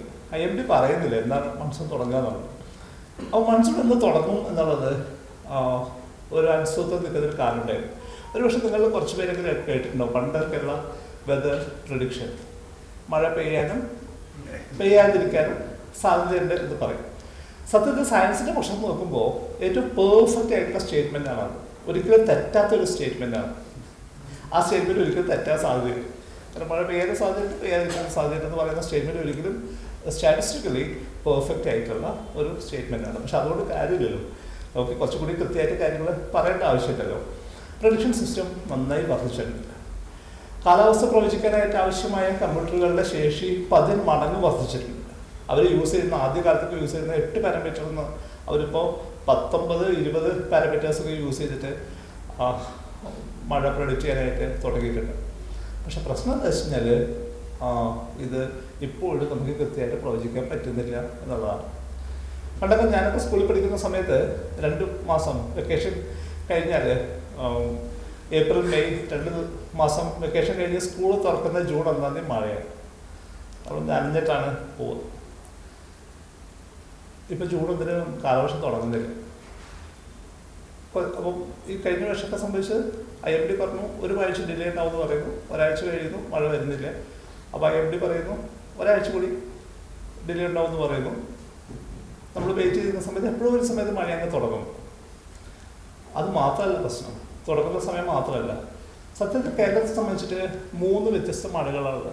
ഒന്ന് നമുക്ക് ഫെബ്രുവരി മാർച്ച് സമയത്ത് വരുന്ന വേനൽ മഴയാണ്. സമ്മർ ഷവേഴ്സ് എന്ന് പറയുന്ന വേനൽ മഴ ഒറ്റപ്പെട്ട് വരുന്ന മഴയാണ്. എന്നെ പോലെ കാടിനെ കുറിച്ച് പഠിക്കുന്ന ഞങ്ങൾക്ക് ഏറ്റവും പ്രിയപ്പെട്ട മഴയാണ് അത്. കാരണം വേനൽമഴ നന്നായി കഴിഞ്ഞാൽ കാട്ടിൽ തീ വീഴുന്നത് ഭയങ്കരമായിട്ട് കുറയും. ആ സമയത്താണ് കാട്ടിൽ തീ വീഴുക. അപ്പോൾ നല്ലൊരു വേനൽമഴ കിട്ടിയിട്ടുണ്ടെങ്കിൽ ഭൂമി നനയും, ചെടികൾ നനയും, വലിയ തോതിൽ കാട്ടുതീ പ്രശ്നമാവില്ല. ആ വേനൽമഴ കഴിഞ്ഞാൽ പിന്നെ ജൂണിൽ നമുക്ക് കാലവർഷം തുടങ്ങുകയാണ്. അത് മുന്നോട്ട് പോയി ഒരു ബ്രേക്ക് വരും. അതിനുശേഷം ഓണത്തിൻ്റെ സമയത്ത് ഒരു ബ്രേക്ക് ഉണ്ട്. അത് കഴിഞ്ഞിട്ട് പിന്നെ തുലാവർഷം വരുന്നു. ഇങ്ങനെ 3 വ്യത്യസ്ത ഫേസാണ് നമുക്ക് മഴയ്ക്കുള്ളത്. ഇപ്പോൾ വന്നിട്ടുള്ള മാറ്റം കാലവർഷം തുടങ്ങാനായിട്ട് ഡിലേഡ് ആവുന്നു. അത് പക്ഷെ പതുക്കെ തുലാവർഷമായിട്ട് ഒരുമിച്ച് മേർജ് ചെയ്യുന്നു. അതിനിടയ്ക്ക് ഒരു ഗ്യാപ്പ് ഇല്ലാത്ത പോലെ ഒരുമിച്ച് കണ്ടിന്യൂസ് ആയിട്ട് പോകും. ജൂണിൽ മഴ വളരെ കുറയുന്നു. മൺസൂൺ സ്റ്റാർട്ട് ഓഫ് ചെയ്യുമ്പോൾ ഓഗസ്റ്റിൽ ഭീകര മഴയായിട്ട് മാറുന്നു. ഭയങ്കര മഴ. മഴയുടെ പ്രത്യേകത 2 മാറ്റങ്ങളാണ് പ്രധാനമായിട്ട് സംഭവിച്ചത്. ഒന്ന് സ്പേസിൽ വന്ന മാറ്റമാണ്, മറ്റൊന്ന് ടൈമിൽ വന്ന മാറ്റമാണ്. ടൈമിൽ വന്ന മാറ്റം ഞാൻ പറഞ്ഞു, അതിൻ്റെ ടൈമിങ് ഷിഫ്റ്റ് വന്നു. സ്പേസിൽ വന്ന മാറ്റം എന്താണ്? സ്പേസിൽ വന്ന മാറ്റം എന്താ വെച്ചാൽ പണ്ട് മഴ പെയ്യുമ്പോൾ കാലവർഷം തുടങ്ങുമ്പോൾ കേരളം മുഴുവൻ മഴയാണ്. പതുക്കെയുള്ള മഴ ഇങ്ങനെ നിന്ന് പെയ്യും. 1 ദിവസം 2 ദിവസം 3 ദിവസമൊക്കെ സ്ഥിരമായിട്ട് നിന്ന് പെയ്യുന്ന മഴയാണ്. അന്നൊക്കെ വീട്ടിൽ നിന്ന് പുറത്തിറങ്ങാൻ പറ്റില്ല. വീട്ടിനകത്ത് തന്നെ അടച്ച് ഇരിക്കേണ്ടി വരും. അത്യാവശ്യത്തിന് മാത്രം പുറത്തിറങ്ങുന്ന സമയമാണ്. ആ കാലം കഴിഞ്ഞു. അങ്ങനെ കേരളം മൊത്തം മഴ പെയ്യുന്ന അവസ്ഥ ഇപ്പം ഇന്നില്ല. ഇന്നിപ്പോൾ നിങ്ങൾക്ക് ഒരു പഞ്ചായത്തിൽ ഒരു വാർഡിൽ മഴ പെയ്യുന്നുണ്ടെങ്കിൽ തൊട്ടടുത്ത വാർഡിൽ മഴ പെയ്യുന്നുണ്ടാവില്ല. നിങ്ങൾ വീട്ടിൽ നിന്ന് നല്ല മഴ കണ്ടിട്ട് പുറത്തേക്ക് ഇറങ്ങുമ്പോൾ യാത്ര ചെയ്ത് ഇത്തിരി മുന്നോട്ട് പോകുമ്പോൾ അവിടെ മഴ കാണാനേ ഉണ്ടാവില്ല. സ്പേസ് ഭയങ്കരമായിട്ട് ഷ്രിങ്ക് ചെയ്ത് കഴിഞ്ഞു. ചെറിയ സ്ഥലത്ത് മാത്രമാണ് മഴ പെയ്യുക. വേറെ രീതി പറഞ്ഞാൽ മേഘങ്ങളുടെ രൂപത്തിൽ മാറ്റം വന്നു കഴിഞ്ഞു. നേരത്തെ ഹൊറിസോണ്ടലായിട്ട് സ്പ്രെഡ് ചെയ്തിട്ടുള്ള കേരളം മുഴുവൻ പടർന്നു നടക്കുന്ന തരത്തിൽ സ്പ്രെഡായിട്ട് നിന്നിരുന്ന മേഘങ്ങളുടെ രൂപം മാറിക്കഴിഞ്ഞു. ഇപ്പോൾ അങ്ങനെ ഹൊറിസോണ്ടലി സ്പ്രെഡഡ് ആയിട്ടുള്ള മേഘമല്ല, മറിച്ച് വേർട്ടിക്കലായിട്ട് ഒരു സിലിണ്ടർ പോലെ നിൽക്കുന്ന മേഘങ്ങളെ നമുക്ക് കാണാൻ പറ്റും. ആ മേഘങ്ങളുടെ ഉയരം 10-12 കിലോമീറ്ററോളം പൊക്കത്തിൽ ഒരു സിലിണ്ടറായിട്ടാണ് മേഘങ്ങൾ നിൽക്കുക. അതൊരൊറ്റയടിക്ക് പെയ്യുക ചെയ്യുക. വലിയ മഴത്തുള്ളികൾ ഉണ്ടാവുക, ശക്തിയായിട്ടാണ് പെയ്യുക. ഈ വരുന്ന മഴയെ ഹാൻഡിൽ ചെയ്യാനായിട്ട് മരങ്ങൾക്കാവുന്നില്ല, മണ്ണിനാവുന്നില്ല, നമ്മുടെ ടോപ്പോഗ്രഫിക്ക് ആവുന്നേയില്ല. 2018 വലിയ മഴയാണ് പെയ്ത കേരളത്തിൽ. അതിന് മുന്നെയുള്ള 2 വർഷം വലിയ വരൾച്ചയായിരുന്നു കേരളത്തിൽ, മഴ കുറഞ്ഞു. ആ സമയത്ത് നമ്മൾ കേരളത്തിൽ വലിയ ക്യാമ്പയിൻസ് ഒക്കെ നടത്തിയിരുന്നു. നമ്മൾ ആ സമയത്താണ് മഴക്കുഴികളൊക്കെ നിർമ്മിക്കാൻ തുടങ്ങി. നമുക്ക് മഴയെ പിടിച്ചു നിർത്തണം. മലയാള മനോരമയിലൊക്കെ ക്യാമ്പയിനൊക്കെ ഉണ്ടായിരുന്നു. മഴയെ നമ്മൾ ഇരുത്തണം, കിടത്തണം, ഓടാൻ വിടരുത് എന്നൊക്കെ പറഞ്ഞിട്ട് ക്യാമ്പയിനൊക്കെ ഉണ്ടായിരുന്നു. മഴക്കുഴികളൊക്കെ ഉണ്ടാക്കി. 2018 ആയപ്പോഴേക്കും ഭീകരമായിട്ടുള്ള മഴയിലേക്ക് എത്തി. ഈ മഴക്കുഴികളൊക്കെ ഭയങ്കര അപകടം ഉണ്ടാക്കുന്ന വസ്തുക്കളായിട്ട് മാറുകയും ചെയ്തു. അതായത് ഒരു പ്രദേശത്തെ മണ്ണും അതിന് താഴെയുള്ള പാറയും തമ്മിലുള്ള സ്പേസിലേക്ക് ഡയറക്റ്റ് ആയിട്ട് മഴവെള്ളം എത്തിക്കുന്ന ഏജൻസ് ആയിട്ട് ഈ മഴക്കുഴികൾ മാറുകയും വളരെ അപകടകരമായിട്ട് മാറുകയും ചെയ്തു. അപ്പോൾ 2 വർഷത്തെ വരൾച്ചയുടെ സമയത്ത് നമ്മൾ ചെയ്ത പല കാര്യങ്ങളും വലിയ അപകടമായി മാറി. 2018 ഭീകരമായിട്ടുള്ള മഴ വരികയും മഴ കഴിഞ്ഞതിന് ശേഷം ഏകദേശം ഒരു 1.5 മാസത്തോളം കാടുകളിൽ നിന്ന് വെള്ളം പുറത്തേക്ക് കുത്തി ഒഴുകി പോയിക്കൊണ്ടിരിക്കുകയായിരുന്നു. ആ ഒഴുകി പോകുന്ന വെള്ളത്തിൻ്റെ നിറം ചുവപ്പായിരുന്നു. വെറുതെ പറഞ്ഞാൽ ധാരാളമായിട്ട് മണ്ണ് അതിനോടൊപ്പം പോയിട്ടുണ്ട്. ഈ പോയ മണ്ണ്, കാട്ടിൽ നിന്ന് മണ്ണ് നഷ്ടപ്പെടുമ്പോൾ മണ്ണ് മാത്രമല്ല പോവുക, മറിച്ച് ആ മണ്ണിൽ ഉറങ്ങി കിടന്നിരുന്ന വിത്തുകളും അതിനോടൊപ്പം പോയിട്ടുണ്ടാകും. ഇനി കുറച്ച് വർഷങ്ങൾ കഴിയുമ്പോൾ നമ്മൾ ഫോറസ്റ്റ് സ്ട്രക്ചർ നോക്കിക്കഴിഞ്ഞാൽ കാട്ടിൽ ഏറ്റവും താഴെയുള്ള ചെടികളുണ്ടാവും, കുറച്ച് മുകളിലുള്ള ചെടികളുണ്ടാവും, അതിന് മുകളിലുള്ള ചെടികളുണ്ടാവും. അങ്ങനെ ടോപ്പ് കാനപ്പി വരെയുള്ള പല ലെവൽസിൽ നിൽക്കുന്ന ചെടികളിൽ കുറച്ച് വർഷം കഴിഞ്ഞ് നമുക്ക് നോക്കുമ്പോൾ കാണാൻ പറ്റും ചില ലെയർ അബ്സൊല്യൂട്ട്ലി ആബ്സെൻ്റ് ആണ് എന്ന് മനസ്സിലാവും. കാരണം അവിടെ എത്തേണ്ടിയിരുന്ന വിത്തുകളൊന്നും മുളച്ചിട്ടേ ഇല്ല, വിത്തുകളെല്ലാം നഷ്ടപ്പെട്ടു പോയിട്ടുണ്ട്. അത്തരത്തിൽ വലിയ തോതിലുള്ള ഇമ്പാക്റ്റ് നമ്മുടെ സ്ട്രക്ചറിനുണ്ടായിട്ടുണ്ട്. ഈ വർഷം വയനാട് ദുരന്തം ഉണ്ടായതിനു ശേഷം പലപ്പോഴും ആളുകൾ പറഞ്ഞൊരു കാര്യം, ഇത് കാട്ടിനകത്താണല്ലോ സംഭവിച്ചത്, അതുകൊണ്ട് നമ്മളൊന്നും ചെയ്തിട്ടല്ലല്ലോ, അത് സ്വാഭാവികമായിട്ട് സംഭവിച്ചതല്ലേ എന്നാണ് പലപ്പോഴും പറയുന്നത്. നമുക്ക് ഉറപ്പിച്ച് പറയാൻ പറ്റുന്നൊരു കാര്യം, കേരളത്തിലെ ഒരു കാട് പോലും മനുഷ്യൻ്റെ സ്പർശം ഏൽക്കാത്തതായിട്ടില്ല. എല്ലാ കാടുകളും നമ്മൾ ഇമ്പാക്റ്റ് ചെയ്തിട്ടുണ്ട്. ഈ പറയുന്ന പ്രദേശം ബ്രിട്ടീഷുകാർ ഭരിക്കുന്ന സമയത്ത് അവർ ഏറ്റവും ആദ്യം ചെയ്ത് അവിടെ സ്വർണം കുഴിച്ചെടുക്കാൻ പറ്റുമോ നോക്കുക. അവിടെ സ്വർണ്ണം ഉണ്ടെന്ന് അവർ പ്രതീക്ഷയിൽ വലിയ തോതിൽ സ്വർണ്ണത്തിന് വേണ്ടിയിട്ടുള്ള ശ്രമങ്ങൾ നടത്തി. ഈസ്റ്റ് ഇന്ത്യ കമ്പനിയെ സംബന്ധിച്ചിട്ട് അവർക്ക് നഷ്ടം വന്ന ഏക പ്രോജക്റ്റ് ആയിരുന്നു അത്. അവരതിനുവേണ്ടി പൈസ മുടക്കി. അവസാനം അവർക്ക് മനസ്സിലായി അത് വ്യാവസായിക അടിസ്ഥാനത്തിൽ സ്വർണം കിട്ടാനായിട്ട് സാധ്യതയില്ല എന്ന് മനസ്സിലായിട്ട് അവർ പ്രോജക്റ്റ് സ്റ്റോപ്പ് ചെയ്തു.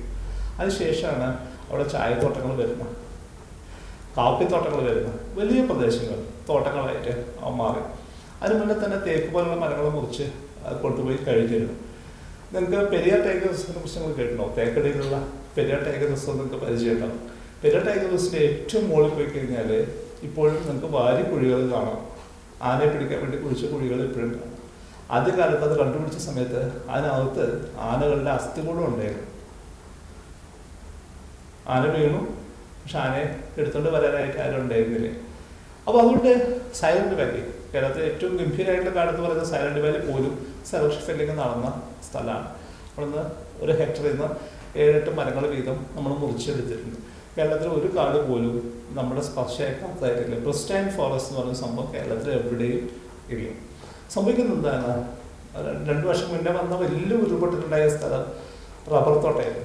ഒരു വലിയ കുന്ന് മുഴുവൻ റബ്ബർ നട്ട സ്ഥലമായിരുന്നു. റബ്ബർ നിങ്ങൾക്കറിയാം, റബ്ബറിൻ്റെ ഒരു കാലം കഴിഞ്ഞാൽ നമ്മൾ മരം മുറിച്ച് മാറ്റും, രണ്ടാമത് പ്ലാന്റ് ചെയ്യും.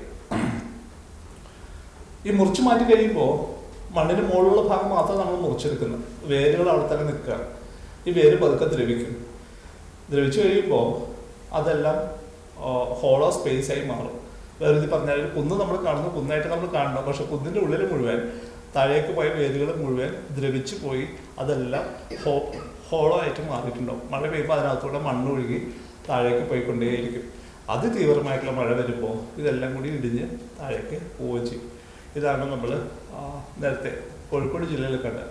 ഇവിടെ ആ തരത്തിൽ വലിയ തോതിലുള്ള മാറ്റങ്ങൾ ഉണ്ടായിട്ടുണ്ട്. നമുക്ക് അതിനെക്കുറിച്ചിട്ട് വലിയ ധാരണകളില്ല. പക്ഷെ കേരളത്തിലൊരു പ്രത്യേകത എന്താ വെച്ചാൽ ഇത്തെ പറയുന്ന ദുരന്തങ്ങളിലൊക്കെ മരിക്കുന്ന മനുഷ്യർ ഏറ്റവും പാവപ്പെട്ട മനുഷ്യരാണ്. ഏറ്റവും സാധാരണക്കാരായിട്ടുള്ള മനുഷ്യരാണ് അവിടെ മരിക്കുന്നത്. അതെന്തുകൊണ്ടാണ്? ഇതൊരു ആക്സിഡൻ്റ് ആണെങ്കിൽ, ഇത് കാലാവസ്ഥ കൊണ്ട് ഡ്രിവൺ ആയിട്ടുള്ള ഒരു ഇമ്പാക്റ്റ് ആണെങ്കിൽ സ്വാഭാവികമായിട്ട് എന്തുകൊണ്ടാണ് എല്ലാ മനുഷ്യരും ഒരേപോലെ മരിക്കാത്തത് എന്നുള്ളത് വളരെ പ്രധാനപ്പെട്ട ഒരു ചോദ്യമാണ്. ഈ ചോദ്യത്തിൻ്റെ ഇതുപോലൊരു ചോദ്യം മുന്നേ ചോദിച്ചിട്ടുണ്ട്. ഒരുപക്ഷെ നിങ്ങൾക്ക് അറിയുന്നുണ്ടാവും, കാസർഗോഡ് ജില്ലയിൽ നടന്ന എൻഡോസൾഫാൻ നമ്മൾ ഹെലികോപ്റ്ററിൽ സ്പ്രേ ചെയ്ത ഒരു സമയത്തെ കാര്യം. ആ കേസ് കോടതിയിലെത്തുന്ന സമയത്ത് കോടതിയിലെ ജഡ്ജി ചോദിച്ചൊരു ചോദ്യമുണ്ട്. അല്ല, അതങ്ങനെ ആ വിഷം തളിക്കുന്ന സമയത്ത് ആളുകൾക്ക് മാറി നിന്നാൽ പോരെ, അവർക്ക് കട്ടുകളൊക്കെ മൂടിയിട്ടാൽ പോരെ, അതെന്തുകൊണ്ടാണ് എക്സ്പോസ്ഡ് ആയത് എന്ന് ചോദിക്കുന്നത്. അന്ന് നമ്മൾ തിരിച്ചു ചോദിച്ചൊരു ചോദ്യമുണ്ട്. നിങ്ങൾ കേരളത്തിൽ വന്നിട്ട് ആകാശത്ത് വിഷം തളിച്ചാൽ ആ വിഷം കേരളത്തിലെ പാവപ്പെട്ടവരുടെ തലയിൽ മാത്രമേ വീഴൂ, ഒരു പണക്കാരുടെ മേഖല അത് വീഴില്ല. കാരണം പണക്കാരെ എക്സ്പോസ്ഡ് അല്ല. മണ്ണിൽ പണിയെടുക്കുന്ന, കൃഷി ചെയ്യുന്ന, ജോലി ചെയ്യുന്ന ആളുകൾ മുഴുവൻ അവരെ എക്സ്പോസ്ഡ് ആവുള്ളൂ. പൈസ ഉള്ള ഒരാളുടെയും ദേഹത്ത് അത് വീഴാൻ സാധ്യതയില്ല.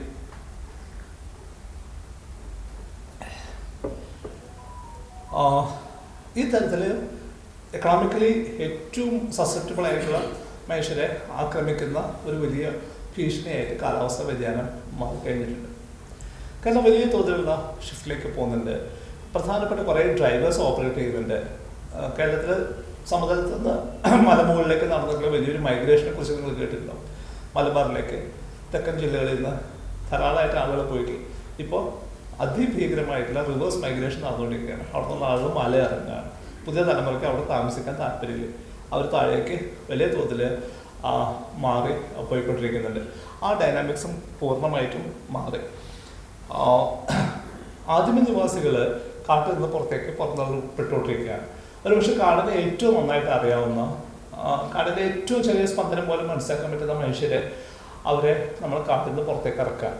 അതോട് കൂടിയിട്ട് നമ്മുടെ നാച്ചുറൽ സിസ്റ്റത്തെ കുറിച്ചിട്ടുള്ള നമ്മുടെ അറിവ് വളരെ തോതിൽ കുറഞ്ഞു പോകും. ഇപ്പം തന്നെ അവരുടെ കുട്ടികളെല്ലാവരും തന്നെ ഹോസ്റ്റൽസിൽ നിന്നിട്ടാണ് പഠിക്കുന്നത്.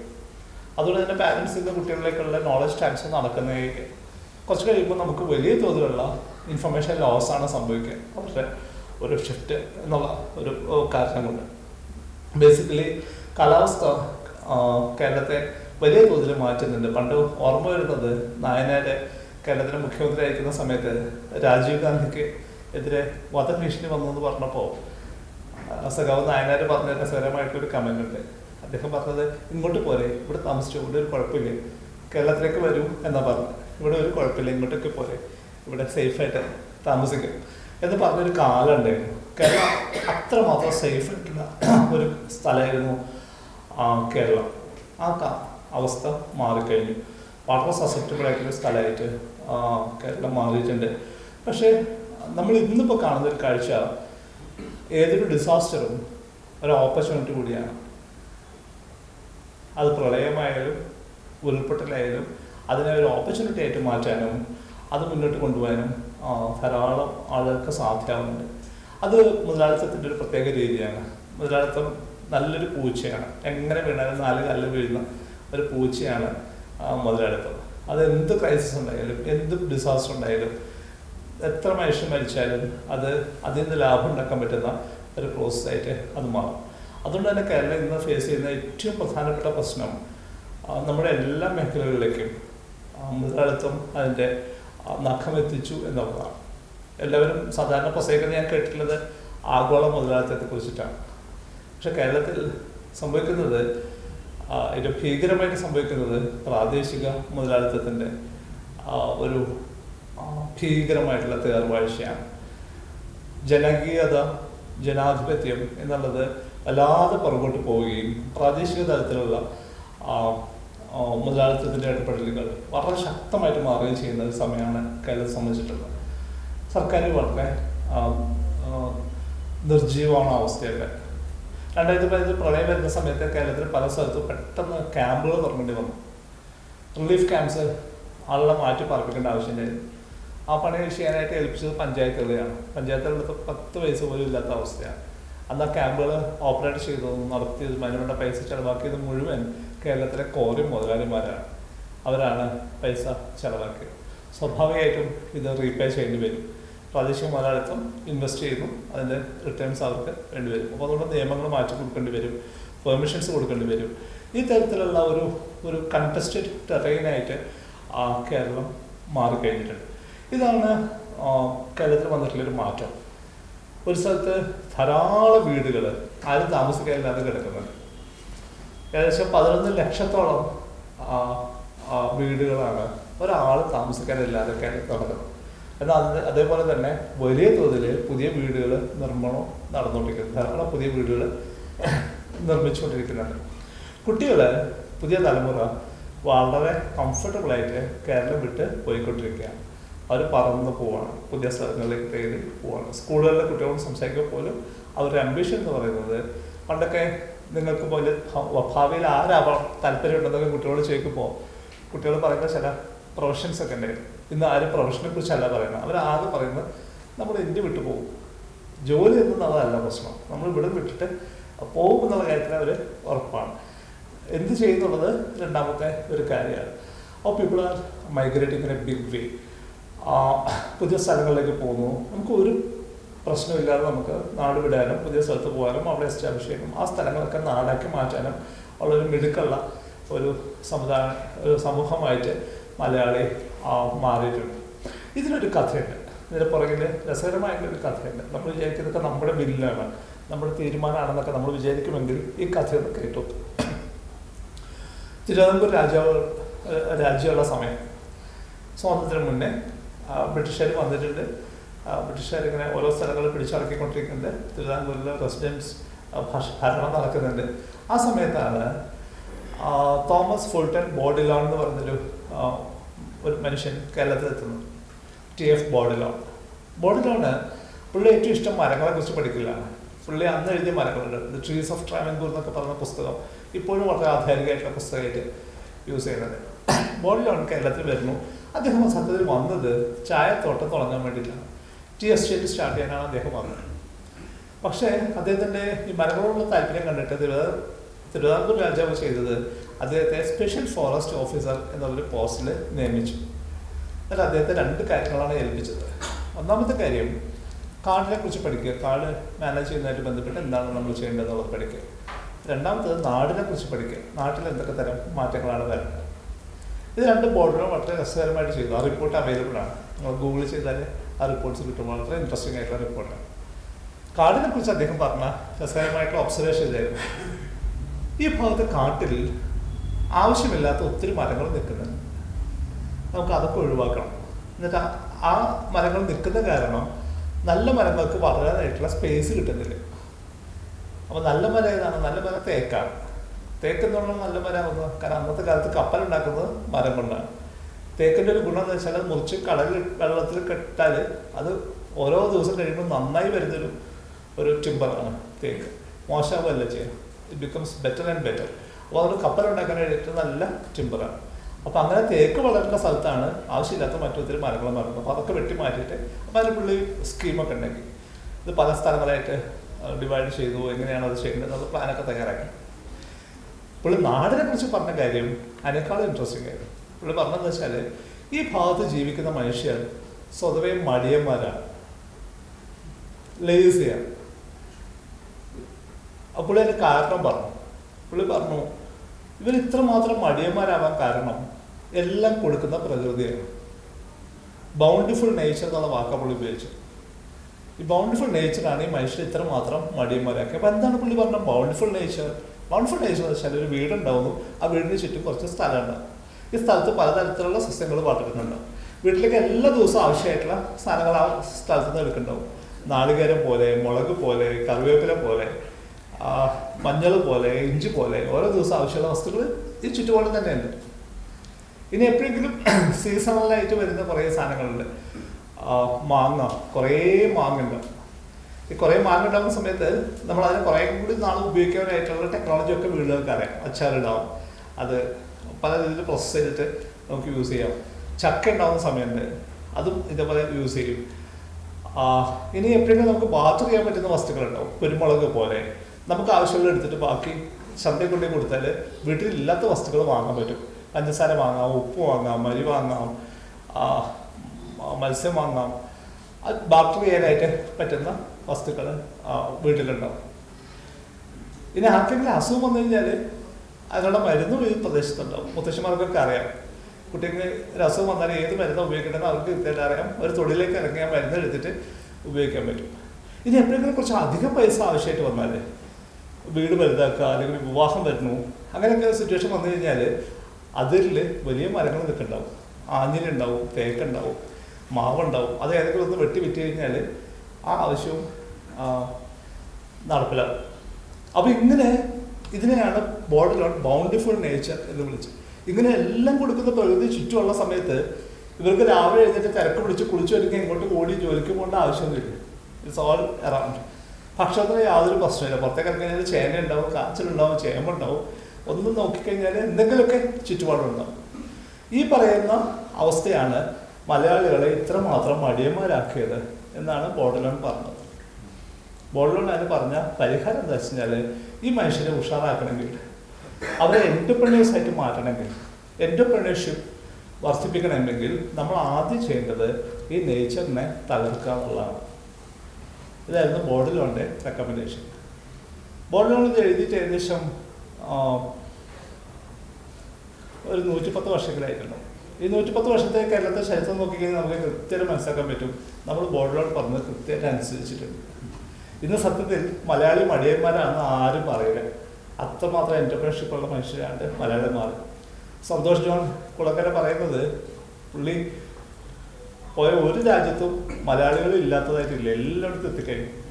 മലയാളികൾ ഇല്ലാത്ത ഒരു രാജ്യം പോലും ഇന്ന് ലോകത്ത് നിലവിലില്ല. എല്ലായിടത്തും സ്പ്രെഡ് ഔട്ട് ചെയ്തിട്ടുണ്ട്.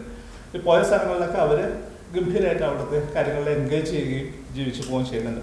അപ്പോൾ മലയാളിയെ സംബന്ധിച്ചിട്ട് പ്രകൃതിയോടുള്ള നമ്മുടെ ഇടപെടൽ വളരെ അപകടകരമായിരുന്നു.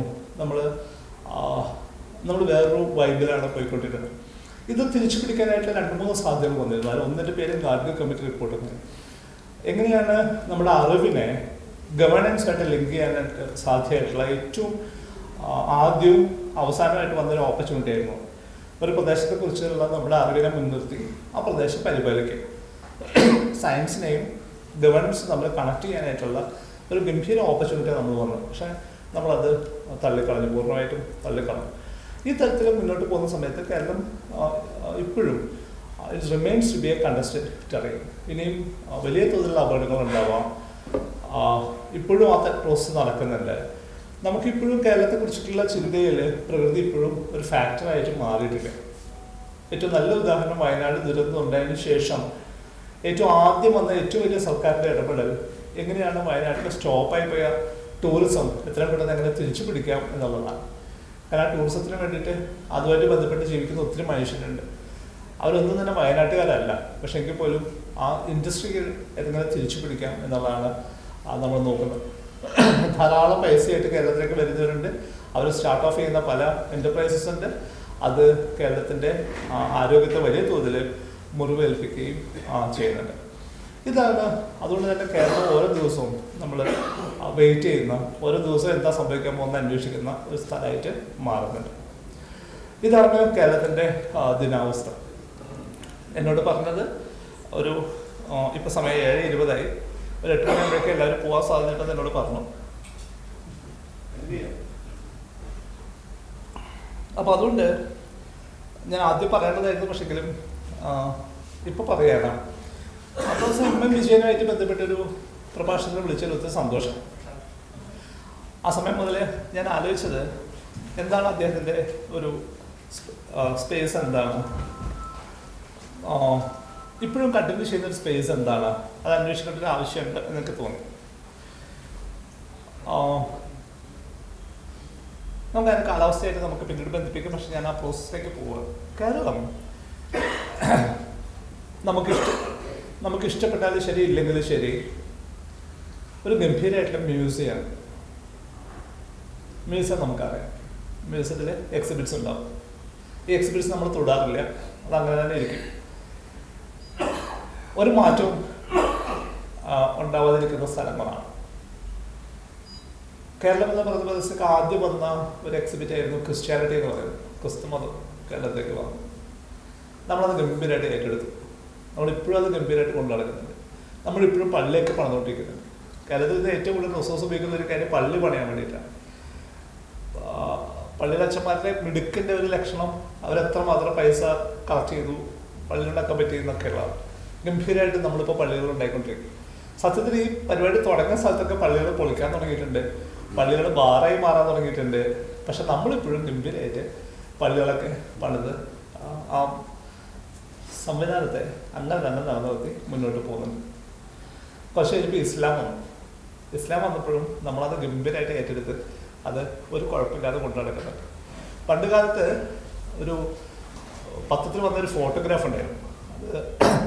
അത് കോഴിക്കോട് സന്തോഷ് ട്രോഫി ഫുട്ബോൾ മത്സരം നടക്കുന്ന സമയത്ത് ആ സ്റ്റേഡിയത്തിൻ്റെ ഒരു ഗാലറീൻ്റെ പടമായിരുന്നു. അത് സ്ത്രീകൾക്ക് വേണ്ടി റിസർവ് ചെയ്ത ഗാലറിയായിരുന്നു. കുറേ വർഷങ്ങൾക്ക് മുന്നേ കോഴിക്കോട് മലപ്പുറമൊക്കെ ഫുട്ബോൾ ഭയങ്കര പാഷനേറ്റ് ആയിട്ടുള്ള സമയത്ത് ആ ഫോട്ടോയിൽ നിറയെ സ്ത്രീകൾ നിറഞ്ഞിരിക്കുന്നൊരു ഗാലറിയാണ്. ഒരാൾ പോലും പറഞ്ഞിട്ടില്ല, ഒരാൾ പോലും തട്ട പോലും ഇട്ടിട്ട്. ആ കാലത്തുനിന്ന് ഇന്നിപ്പോൾ നമുക്ക് അങ്ങനെ ഒരു ഫോട്ടോ പോസിബിൾ പോലും അല്ല. ഇന്ന് അങ്ങനെ ഒരു സ്ത്രീകൾക്ക് ഗാലറി ഉണ്ടാവാൻ സാധ്യത കുറവാണ്. പിന്നെ ഉണ്ടായാൽ തന്നെ സ്ത്രീകൾ കാണാൻ വരാൻ കുറവാണ്. ഇനി വന്നാൽ തന്നെ അവരെല്ലാവരും പദ്യയോ തട്ടമൊക്കെ ഇട്ടിട്ട് വരുന്നവരായിരിക്കും. അപ്പം നമ്മൾ ഇതിന് കൂടുതൽ ഇൻട്രസ്റ്റ് നമ്മൾ ഇസ്ലാമിനെ അങ്ങനെ തന്നെ നിർത്തിയിട്ടുണ്ട്. കുറച്ച് കഴിഞ്ഞപ്പോൾ വന്ന വേറൊരു സംവിധാനത്തിലാണ് ആയുർവേദം എന്ന് പറയുന്നത്. ആയുർവേദം വന്നത് സത്യത്തിൽ ഹിമാലയത്തിൻ്റെ താഴ്വാരങ്ങളിൽ നിന്നാണ് കേരളത്തിലേക്ക് വരുന്നത്. അതിങ്ങോട്ട് വന്ന സമയത്ത് അവർക്ക് ആദ്യം വേണ്ടി വന്നൊരു മാറ്റം എന്താ വെച്ച് കഴിഞ്ഞാൽ അവരുടെ ഗ്രന്ഥങ്ങളിൽ പറയുന്ന ചെടികളൊക്കെ തന്നെ അവിടെ കിട്ടുന്ന ചെടികളാണ്, അത് കേരളത്തിലുള്ള ചെടികളല്ല.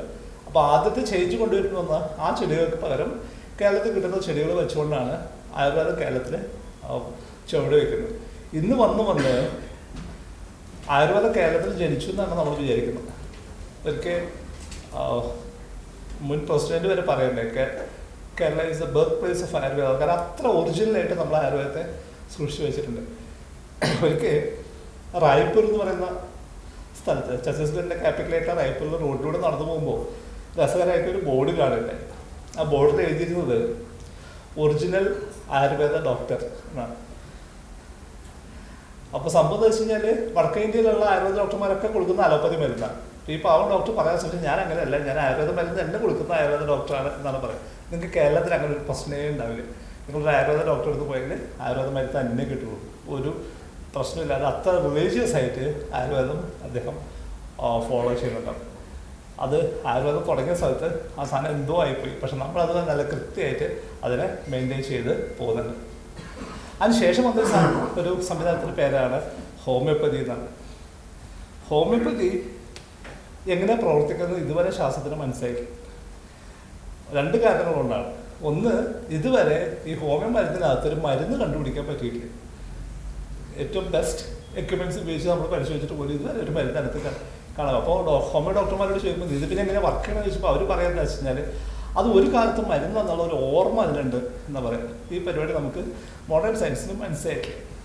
രണ്ടാമത്തെ കാര്യം എന്താ വെച്ച് കഴിഞ്ഞാൽ നമ്മൾ സാധാരണ ഏതൊരു വസ്തുവിൻ്റെയും കോൺസെൻട്രേഷൻ കൂടുന്ന സമയത്ത് അതിൻ്റെ ഇമ്പാക്റ്റ് കൂടും. നമ്മളിപ്പോൾ ഒരു ടോക്സിൻ, ഒരു വിഷം വല്ലാതെ നന്നായി നേർപ്പിച്ചിട്ട് കഴിക്കാൻ വെച്ച് കഴിഞ്ഞാൽ വലിയ പ്രശ്നമൊന്നും ഉണ്ടാവില്ല. പക്ഷെ ആ ഡോസ് ഇങ്ങനെ കൂടി വരുന്നതനുസരിച്ചിട്ട് ഇമ്പാക്റ്റ് കൂടും. ഒരു ലെവലിൽ കഴിഞ്ഞാൽ നമ്മൾ തട്ടിപ്പോവുകയും ചെയ്യും. ഇതാണ് ഡോസും ഇഫക്റ്റും തമ്മിലുള്ള ബന്ധം. ഹോമിയോയിൽ ഇത് പക്ഷേ നേരെ തിരിച്ചാണ്. ഹോമിയോക്കാര് പറഞ്ഞാൽ എത്ര കൂടുതൽ ഡൈല്യൂട്ട് ചെയ്യുന്നു അത്രയും പവർഫുൾ ആവുമെന്ന് പറഞ്ഞു. ഇതെങ്ങനെയാണെന്നും മോഡേൺ സയൻസ് ഇതൊരു മനസ്സിലാക്കുക. പക്ഷെ നമ്മൾ കേരളത്തിൽ നമുക്ക് അതിൻ്റെ സർക്കാർ ആശുപത്രി ഉണ്ട്, സർക്കാർ കോളേജ് ഉണ്ട് ഹോമിയോ പഠിപ്പിക്കാൻ. നമ്മൾ ആ സാധനം ഒരു പരിക്കില്ലാതെ നമ്മൾ ഹോമിയോനെ മെയിൻറ്റെയിൻ ചെയ്യുന്നത്. ഇതിനിടയ്ക്ക് വന്ന വേറൊരു സംഭവമാണ് കമ്മ്യൂണിസം എന്ന് പറയുന്ന സംഭവം. നമ്മളിവിടെ വന്നു, നമ്മളത് ഗംഭീരമായിട്ട് കൊണ്ടു നടക്കുന്നുണ്ട്. നമ്മൾ വോട്ട് ചെയ്ത് അധികാരത്തിൽ ഏൽപ്പിക്കുന്നുണ്ട്. ലോകത്തിൽ ഇത് മനസ്സിലായിട്ടേ ഇല്ല. ഇതെങ്ങനെയാണ് കമ്മ്യൂണിസ്റ്റുകളെ മനുഷ്യരെ വോട്ട് ചെയ്ത് അധികാരത്തിലെത്തുന്നത് 1957 മുതൽ ലോകം അന്വേഷിച്ചിട്ടിരിക്കുക. കാരണം ബാക്കി സ്ഥലത്തൊക്കെ അധികാരത്തിൽ വന്നത് വിപ്ലവത്തിലൂടെയാണ്, സായുധ സമരത്തിലൂടെയാണ്. എന്തിനും മനുഷ്യര് വോട്ട് ചെയ്തിട്ട് എങ്ങനെയാണ് കമ്മ്യൂണിസ്റ്റുകാരെ അതിനെ എത്തിക്കുന്നത് വെച്ചിട്ട് ലോകത്തിന് മനസ്സിലായില്ല. അതാ പഠിക്കാനായിട്ട് ഒത്തിരി പേര് കേരളത്തിൽ വരികയും അന്വേഷിക്കുകയും ഒക്കെ ചെയ്തിട്ടുണ്ട്. നമ്മൾ ഒരു പരിക്കുമില്ല. നമ്മളിപ്പോഴും ചെരുവേരുടെയൊക്കെ ഫോട്ടോ ഒക്കെ വെച്ച് പോസ്റ്ററൊക്കെ അടിച്ച് നമ്മൾ ഇലക്ഷൻ നടത്തുകയും ജയിക്കുകയും ജയിക്കാതിരിക്കുകയും ഒക്കെ ചെയ്ത് ഒരു തുടങ്ങിയ സ്ഥലത്തൊക്കെ ഈ പ്രസ്ഥാനം അവസാനിച്ചു പോവുകയും അവർ വേറെ വഴിക്ക് കാര്യങ്ങൾ പോവുകയും ചെയ്യുന്ന അവസ്ഥയായിട്ട് പോലും നമ്മളിത് വളർക്കും എന്ന് പറയുന്ന പോലെ എന്ത് സാധനം കേരളത്തിലേക്ക് വന്നാലും നമ്മൾ അതിന് ഒരു പരിക്കും പറ്റാതെ സൂക്ഷിക്കുന്ന ഒരു ഗംഭീര മ്യൂസിയമാണ് കേരളം. നമ്മൾ ഇതിനകത്ത് ഒരു നവീകരണവും നമ്മൾ ഇഷ്ടപ്പെടുന്നില്ല. ഒരു ഡിബേറ്റ് പോലും അതിനകത്ത് വരാനായിട്ട് നമ്മൾ ഇഷ്ടപ്പെടുന്നില്ല. അതിനെ ഒരു ഇത്തിരിയെങ്കിലും നവീകരിക്കണമെന്ന് നമുക്ക് തോന്നുന്ന പോലുമില്ല. നമ്മൾ അതിന് പകരം ഇതെല്ലാം ഇങ്ങനെ കാഴ്ചക്ക് വെച്ചിട്ട് ഇത് കണ്ടിട്ട് ഇത് കാണാൻ വേണ്ടി വരുന്നവരുടെ അടുത്ത് നിന്ന് കിട്ടുന്ന പൈസ കൊണ്ട് ജീവിക്കാനായിട്ട് നമ്മൾ തയ്യാറായിട്ട് ഇരിക്കുക. ഇതിന്ന് ഒരു അനക്കം പോലും ഉണ്ടാവാനായിട്ട് നമുക്ക് ഇഷ്ടമില്ല. പക്ഷേ അങ്ങനെ അല്ല. ഇത് നവീകരിക്കപ്പെടണം, ഇതിന് മാറ്റം ഉണ്ടാവണം, മുന്നോട്ട് പോകാൻ പറ്റണം എന്ന് വിചാരിച്ച ചില ആളുകളുണ്ട്. ആ കഥയിലേക്ക് വരുന്നതിന് മുന്നേ ഒരു അനുഭവം കൂടി പറഞ്ഞിട്ട് അതിലേക്ക് വരാം. ഒരിക്കൽ ഫ്രാൻസിൽ നിന്ന് ഒരു കപ്പിൾ വരണ്ടേ കേരളത്തിൽ, ഭാര്യ ഭർത്താവ് വരികയാണ്. അപ്പോൾ അവർ വരുമ്പോൾ തന്നെ അവർ തീരുമാനിച്ചു അവർ ഈ സാധാരണ ടൂറിസ്റ്റ് സ്ഥലങ്ങളിലൊന്നും പോകാൻ ഉദ്ദേശിക്കില്ല. അവർക്ക് അറിയുന്നത് റോ കേരളം എങ്ങനെയാണ്, ശരിക്കുള്ള കേരളം എന്താണെന്ന് അറിയണം. അപ്പോൾ ലോകത്ത് നമ്മൾ എവിടെ പോയി കഴിഞ്ഞാലും ടൂറിസ്റ്റായി പോയി കഴിഞ്ഞാൽ സർക്കാർ നമുക്ക് കാണാൻ വേണ്ടി കുറേ സ്ഥലങ്ങൾ ഒരുക്കിയിട്ടുണ്ടാവും. അത് കണ്ടു കഴിഞ്ഞാൽ അതാണ് ആ സ്ഥലം എന്ന് വിചാരിച്ചത് നമ്മൾ പോരും. അവിടെ പോയിട്ട് നമ്മൾ ഫോട്ടോ ഒക്കെ എടുത്തിട്ടൊക്കെ പോരും. പക്ഷെ അതല്ലല്ലോ, ആ ജനത എങ്ങനെയാണ്, അവിടെ മനുഷ്യൻ എങ്ങനെയാണ് ജീവിക്കുന്നത് എന്നറിയാനാണ് അവർക്ക് താല്പര്യം. അപ്പോൾ അവരെന്ത് ചെയ്തു, അവർ ഇരിങ്ങാലക്കുടയ്ക്ക് അടുത്ത് ഇരിങ്ങാലക്കുട എന്നുള്ള സ്ഥലത്തിനടുത്ത് ഒരു വീട്ടിൽ പേയിങ് ഗസ്റ്റ് ആയിട്ട് ഒരാഴ്ച താമസിക്കാൻ തീരുമാനിച്ചു. അങ്ങനെ അവരോട് വന്നു, അവരവിടെ താമസിക്കാൻ തുടങ്ങി. അപ്പോൾ ഒരു ദിവസം അവർ ചെറിയ യാത്രകളൊക്കെ നടത്തും. അപ്പോൾ അവർ അവിടെ നിന്ന് ഇറങ്ങി പോകുന്ന വഴിക്ക് ചായക്കടയിലേക്ക് കയറും, ചായ കുടിക്കുക, അവിടെ സംസാരിക്കും. ഇവർക്ക് വലിയ അത്ഭുതമായി മാറി. ഒന്നാമത്തെ അത്ഭുതം എന്താ വെച്ച് കഴിഞ്ഞാൽ പല ആളുകൾക്കും ഇംഗ്ലീഷ് അറിയാം. അത് അവരെ സംബന്ധിച്ച് വലിയ അത്ഭുതമായിരുന്നു. അവർ നോക്കുമ്പോൾ അവരുടെ ഒറിജിനൽ ലാംഗ്വേജ് ഫ്രഞ്ചാണ്, അവർക്ക് ഇംഗ്ലീഷ് അത്യാവശ്യം അറിയുന്നേ ഉള്ളൂ. പക്ഷേ ഇവിടെ ആളുകൾ മിക്കവാറും ആളുകൾക്കൊക്കെ ഇംഗ്ലീഷ് സംസാരിക്കും. ചായക്കടയിൽ ചായ കുടിക്കാൻ വരുന്ന ആൾ പോലും ഒരു കുഴപ്പമില്ലാതെ ഇംഗ്ലീഷ് സംസാരിക്കുന്നുണ്ട്.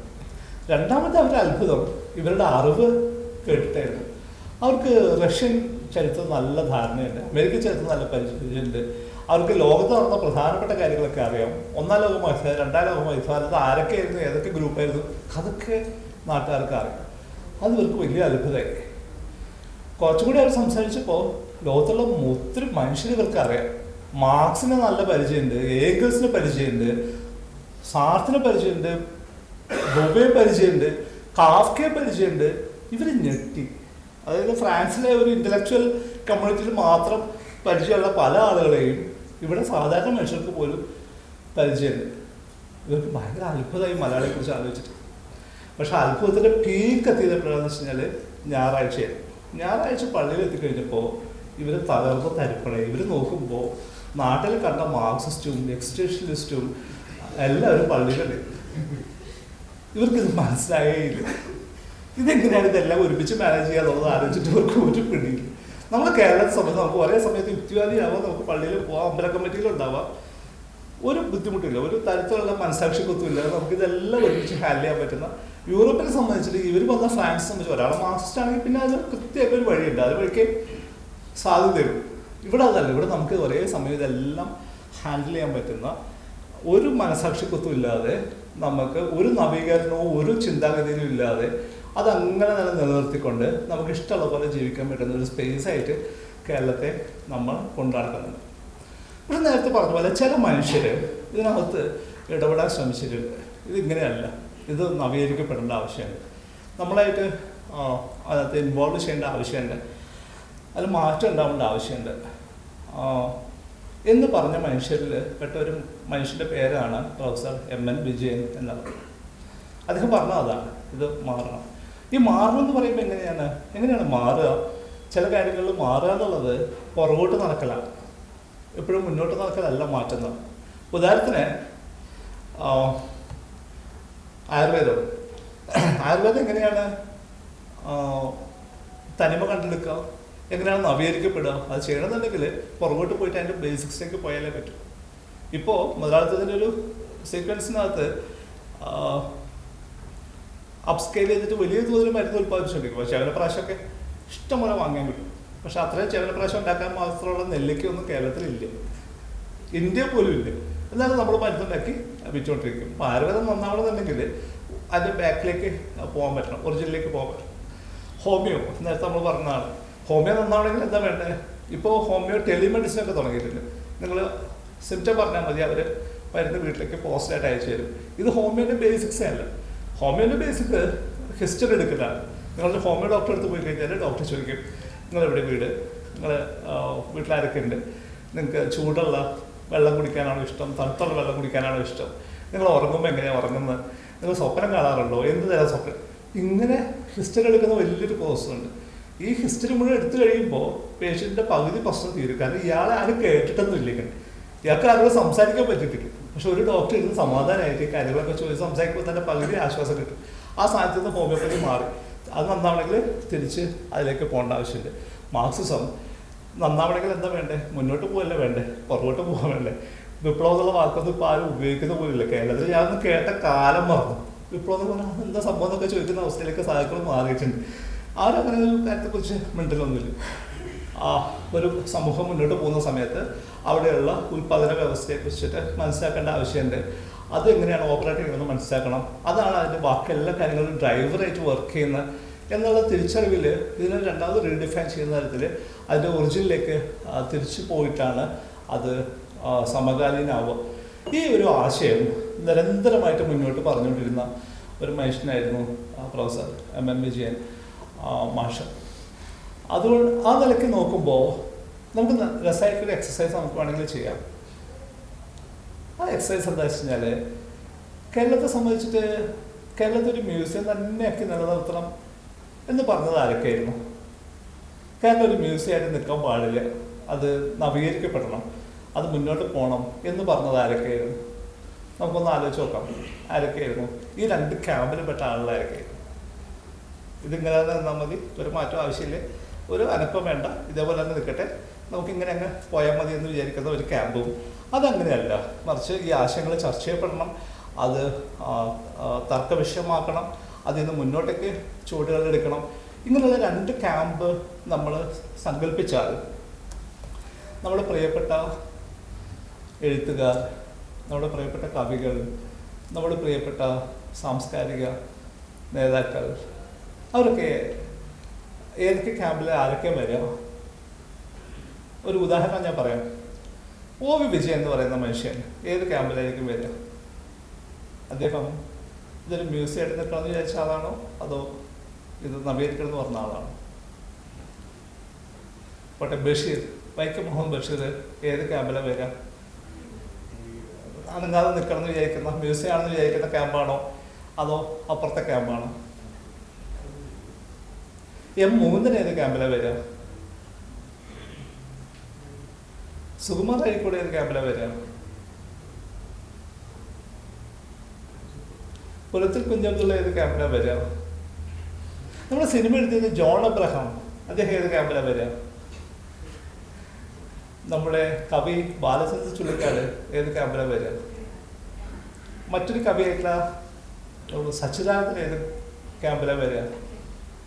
ഇത് പറയുമ്പോൾ ഓർക്കണം, ഒരാൾ ജന്മന ഒരു ക്യാമ്പിൽ പെടുന്ന ആളല്ല. അയാൾ ചിലപ്പോൾ ഒരു ക്യാമ്പിൽ കുറേ നാൾ ജീവിച്ച് അടുത്ത ക്യാമ്പിലൊക്കെ പോയത് വരും, തിരിച്ച് വന്നെന്നും വരാം. അതൊരു അങ്ങനെ ഒരു സ്റ്റാറ്റിക് ആയിട്ടുള്ള സംഭവമല്ല, അങ്ങോട്ടും ഇങ്ങോട്ടൊക്കെ മൂവ് ചെയ്യാം. പക്ഷെ കേരളത്തിൻ്റെ സാംസ്കാരിക അവസ്ഥയിൽ നമുക്ക് വളരെ കൃത്യമായിട്ടുള്ള ഈ ഒരു വേർതിരിവ് നമുക്ക് കാണാൻ പറ്റും. ഇത് ഒരു ഗംഭീര മ്യൂസിയമായിട്ട് നിലനിൽക്കുകയും ആ മ്യൂസിയത്തിൻ്റെ ഇടയിൽ കൂടെ നമ്മൾ ആളുകളെ സന്തോഷിപ്പിച്ച് ആഹ്ലാദിപ്പിച്ച് രസിപ്പിച്ച് ജീവിച്ച് പോകാമെന്ന് വിചാരിച്ച കുറേ സാംസ്കാരിക പ്രവർത്തനം നമുക്ക് കാണാം. എന്നാൽ അതല്ല പ്രധാനം. ഇത് ആളുകൾക്ക് വിഷമം ഉണ്ടായെങ്കിൽ ശരി, സത്യം പറയേണ്ട ആവശ്യമുണ്ട്, അപകടങ്ങൾ മുൻകൂട്ടി പറഞ്ഞു കൊടുക്കേണ്ട ആവശ്യമുണ്ട് എന്നുള്ള നിലക്കുള്ള മറ്റൊരു ദിശാബോധം എടുത്തിട്ടുള്ള നിലപാടെടുത്തിട്ടുള്ള ധാരാളം എഴുത്തുകാരുണ്ട്, സാംസ്കാരിക പ്രവർത്തകരുണ്ട്, അധ്യാപകരുണ്ട്, സമൂഹത്തെ മുന്നോട്ട് നയിച്ചിട്ടുള്ള ആളുകളുണ്ട്. ഈ രണ്ട് ക്യാമ്പിലേക്കും നമ്മുടെ ഓർമ്മയിലുള്ള നമുക്ക് പരിചയമുള്ള മനുഷ്യരെ നമ്മളൊന്ന് അടയാളപ്പെടുത്തുകയാണെങ്കിൽ ഒരുപക്ഷെ നമ്മളെ സംബന്ധിച്ചിട്ട് നമുക്ക് അവരോട് എടുക്കേണ്ട നിലപാടിനെ കുറിച്ചൊരു ധാരണ നമുക്ക് ഉണ്ടാകാനായിട്ട് അത് സഹായകമാവും. ആ തരത്തിലുള്ളൊരു ചിത്രം വരയ്ക്കാനായിട്ട് നമുക്ക് സാധ്യമാവണം. ആ തരത്തിലുള്ളൊരു ഒരു ചിത്രം കയ്യിൽ വെക്കുക എന്നുള്ളതാണ് കേരളത്തിലെ സാധാരണ മനുഷ്യർ ഇന്ന് ചെയ്യേണ്ട ഏറ്റവും പ്രധാനപ്പെട്ട ഒരു ഹോം വർക്ക് എന്ന് എനിക്ക് തോന്നുന്നു. നമുക്ക് വേണമെങ്കിൽ ഇന്ന് രാത്രി നമുക്ക് എല്ലാവർക്കും സമയം കിട്ടുമ്പോൾ ഇന്നോ നാളെയോ ഒരു കടലാസ് എടുത്ത് വെച്ചിട്ട് ഈ 2 പട്ടിക നമുക്ക് ഉണ്ടാക്കാം. ആരൊക്കെയാണ് കേരളത്തെ അനങ്ങാൻ സമ്മതിക്കാത്ത, ഒരു പുതിയ ചിന്തയും കടന്നു വരാത്തത് പിടിച്ചു നിർത്തുന്നത്, മ്യൂസിയമായിട്ട് മാത്രം നിർത്തുന്നവരാരൊക്കെയാണ്? മറിച്ച് ഇതിനപ്പുറത്തേക്ക് പോകാനായിട്ട് പ്രൊഫസർ M.M. വിജയനെ പോലെ നമുക്കിവിടെ നിന്നാൽ പോരാ, നമുക്ക് ഇത് മുന്നോട്ട് പോകേണ്ട ആവശ്യമുണ്ട്. ആ മുന്നോട്ട് പോകണമെന്നുണ്ടെങ്കിൽ നമുക്കിപ്പോഴുള്ള പ്രശ്നങ്ങളെ തിരിച്ചറിയേണ്ട ആവശ്യമുണ്ട്. ആ പ്രശ്നങ്ങളെക്കുറിച്ച് ജാഗ്രത സൂക്ഷിക്കേണ്ട ആവശ്യമുണ്ട്. വരാൻ സാധ്യതയുള്ള അപകടങ്ങളെ കുറിച്ചിട്ട് വളരെ ജാഗ്രതയോടെ ഇരിക്കേണ്ട ആവശ്യമുണ്ട് എന്ന് ചൂണ്ടിക്കാണിക്കുന്ന മനുഷ്യരാരാണ് എന്ന് ഉള്ള രണ്ടാമത്തെ ഒരു പട്ടികയും നമുക്ക് ഉണ്ടാക്കാൻ പറ്റുമെങ്കിൽ അത് ഏറ്റവും നന്നായിട്ട് പറ്റിയത് നിങ്ങൾക്കായിരിക്കും. കാരണം ഞാൻ നേരത്തെ പറഞ്ഞ പോലെ നിങ്ങൾ ഗ്ലാസ്സിന് പുറത്തുള്ള മനുഷ്യരാണ്. നിങ്ങളുടെ നേരത്തെ നമ്മൾ പറഞ്ഞ ഉറുമ്പിനെ പോലെ തന്നെ നിങ്ങൾ ഗ്ലാസ്സിന് പുറത്തിറങ്ങി നിൽക്കുന്നതുകൊണ്ട് നിങ്ങൾക്ക് ഗ്ലാസ് ആണെന്നെങ്കിലും മനസ്സിലാവുന്ന മനുഷ്യരാണ്. ആ തരത്തിലുള്ളൊരു ചിന്ത, ആ തരത്തിലുള്ളൊരു കാഴ്ചപ്പാട് മലയാളി നിർമ്മിച്ചെടുക്കുക എന്നുള്ളത് വളരെ അനിവാര്യമാണ്. പ്രത്യേകിച്ചും നമ്മളെ സംബന്ധിച്ച് ഒരു സുഖകരമായിട്ട് സ്വസ്ഥമായിട്ട് ഒരു പേടിയുമില്ലാതെ ജീവിക്കാൻ പറ്റുന്ന ഒരു സ്ഥലത്ത് നിന്ന് നമ്മൾ അപകടം നിറഞ്ഞ എപ്പോൾ വേണമെങ്കിലും പ്രശ്നങ്ങൾ ഉണ്ടാവാൻ പറ്റുന്ന ഒരു സ്ഥലത്തേക്ക് നമ്മൾ മാറി എന്നുള്ളത് കൊണ്ട് ഈ തരത്തിലുള്ള എക്സസൈസ് വളരെ പ്രധാനമാണ് എന്ന് പറഞ്ഞുകൊണ്ട് എല്ലാവർക്കും ഒത്തിരി നന്മ നേർന്നുകൊണ്ട് നിർത്തുന്നു. നന്ദി, നമസ്കാരം.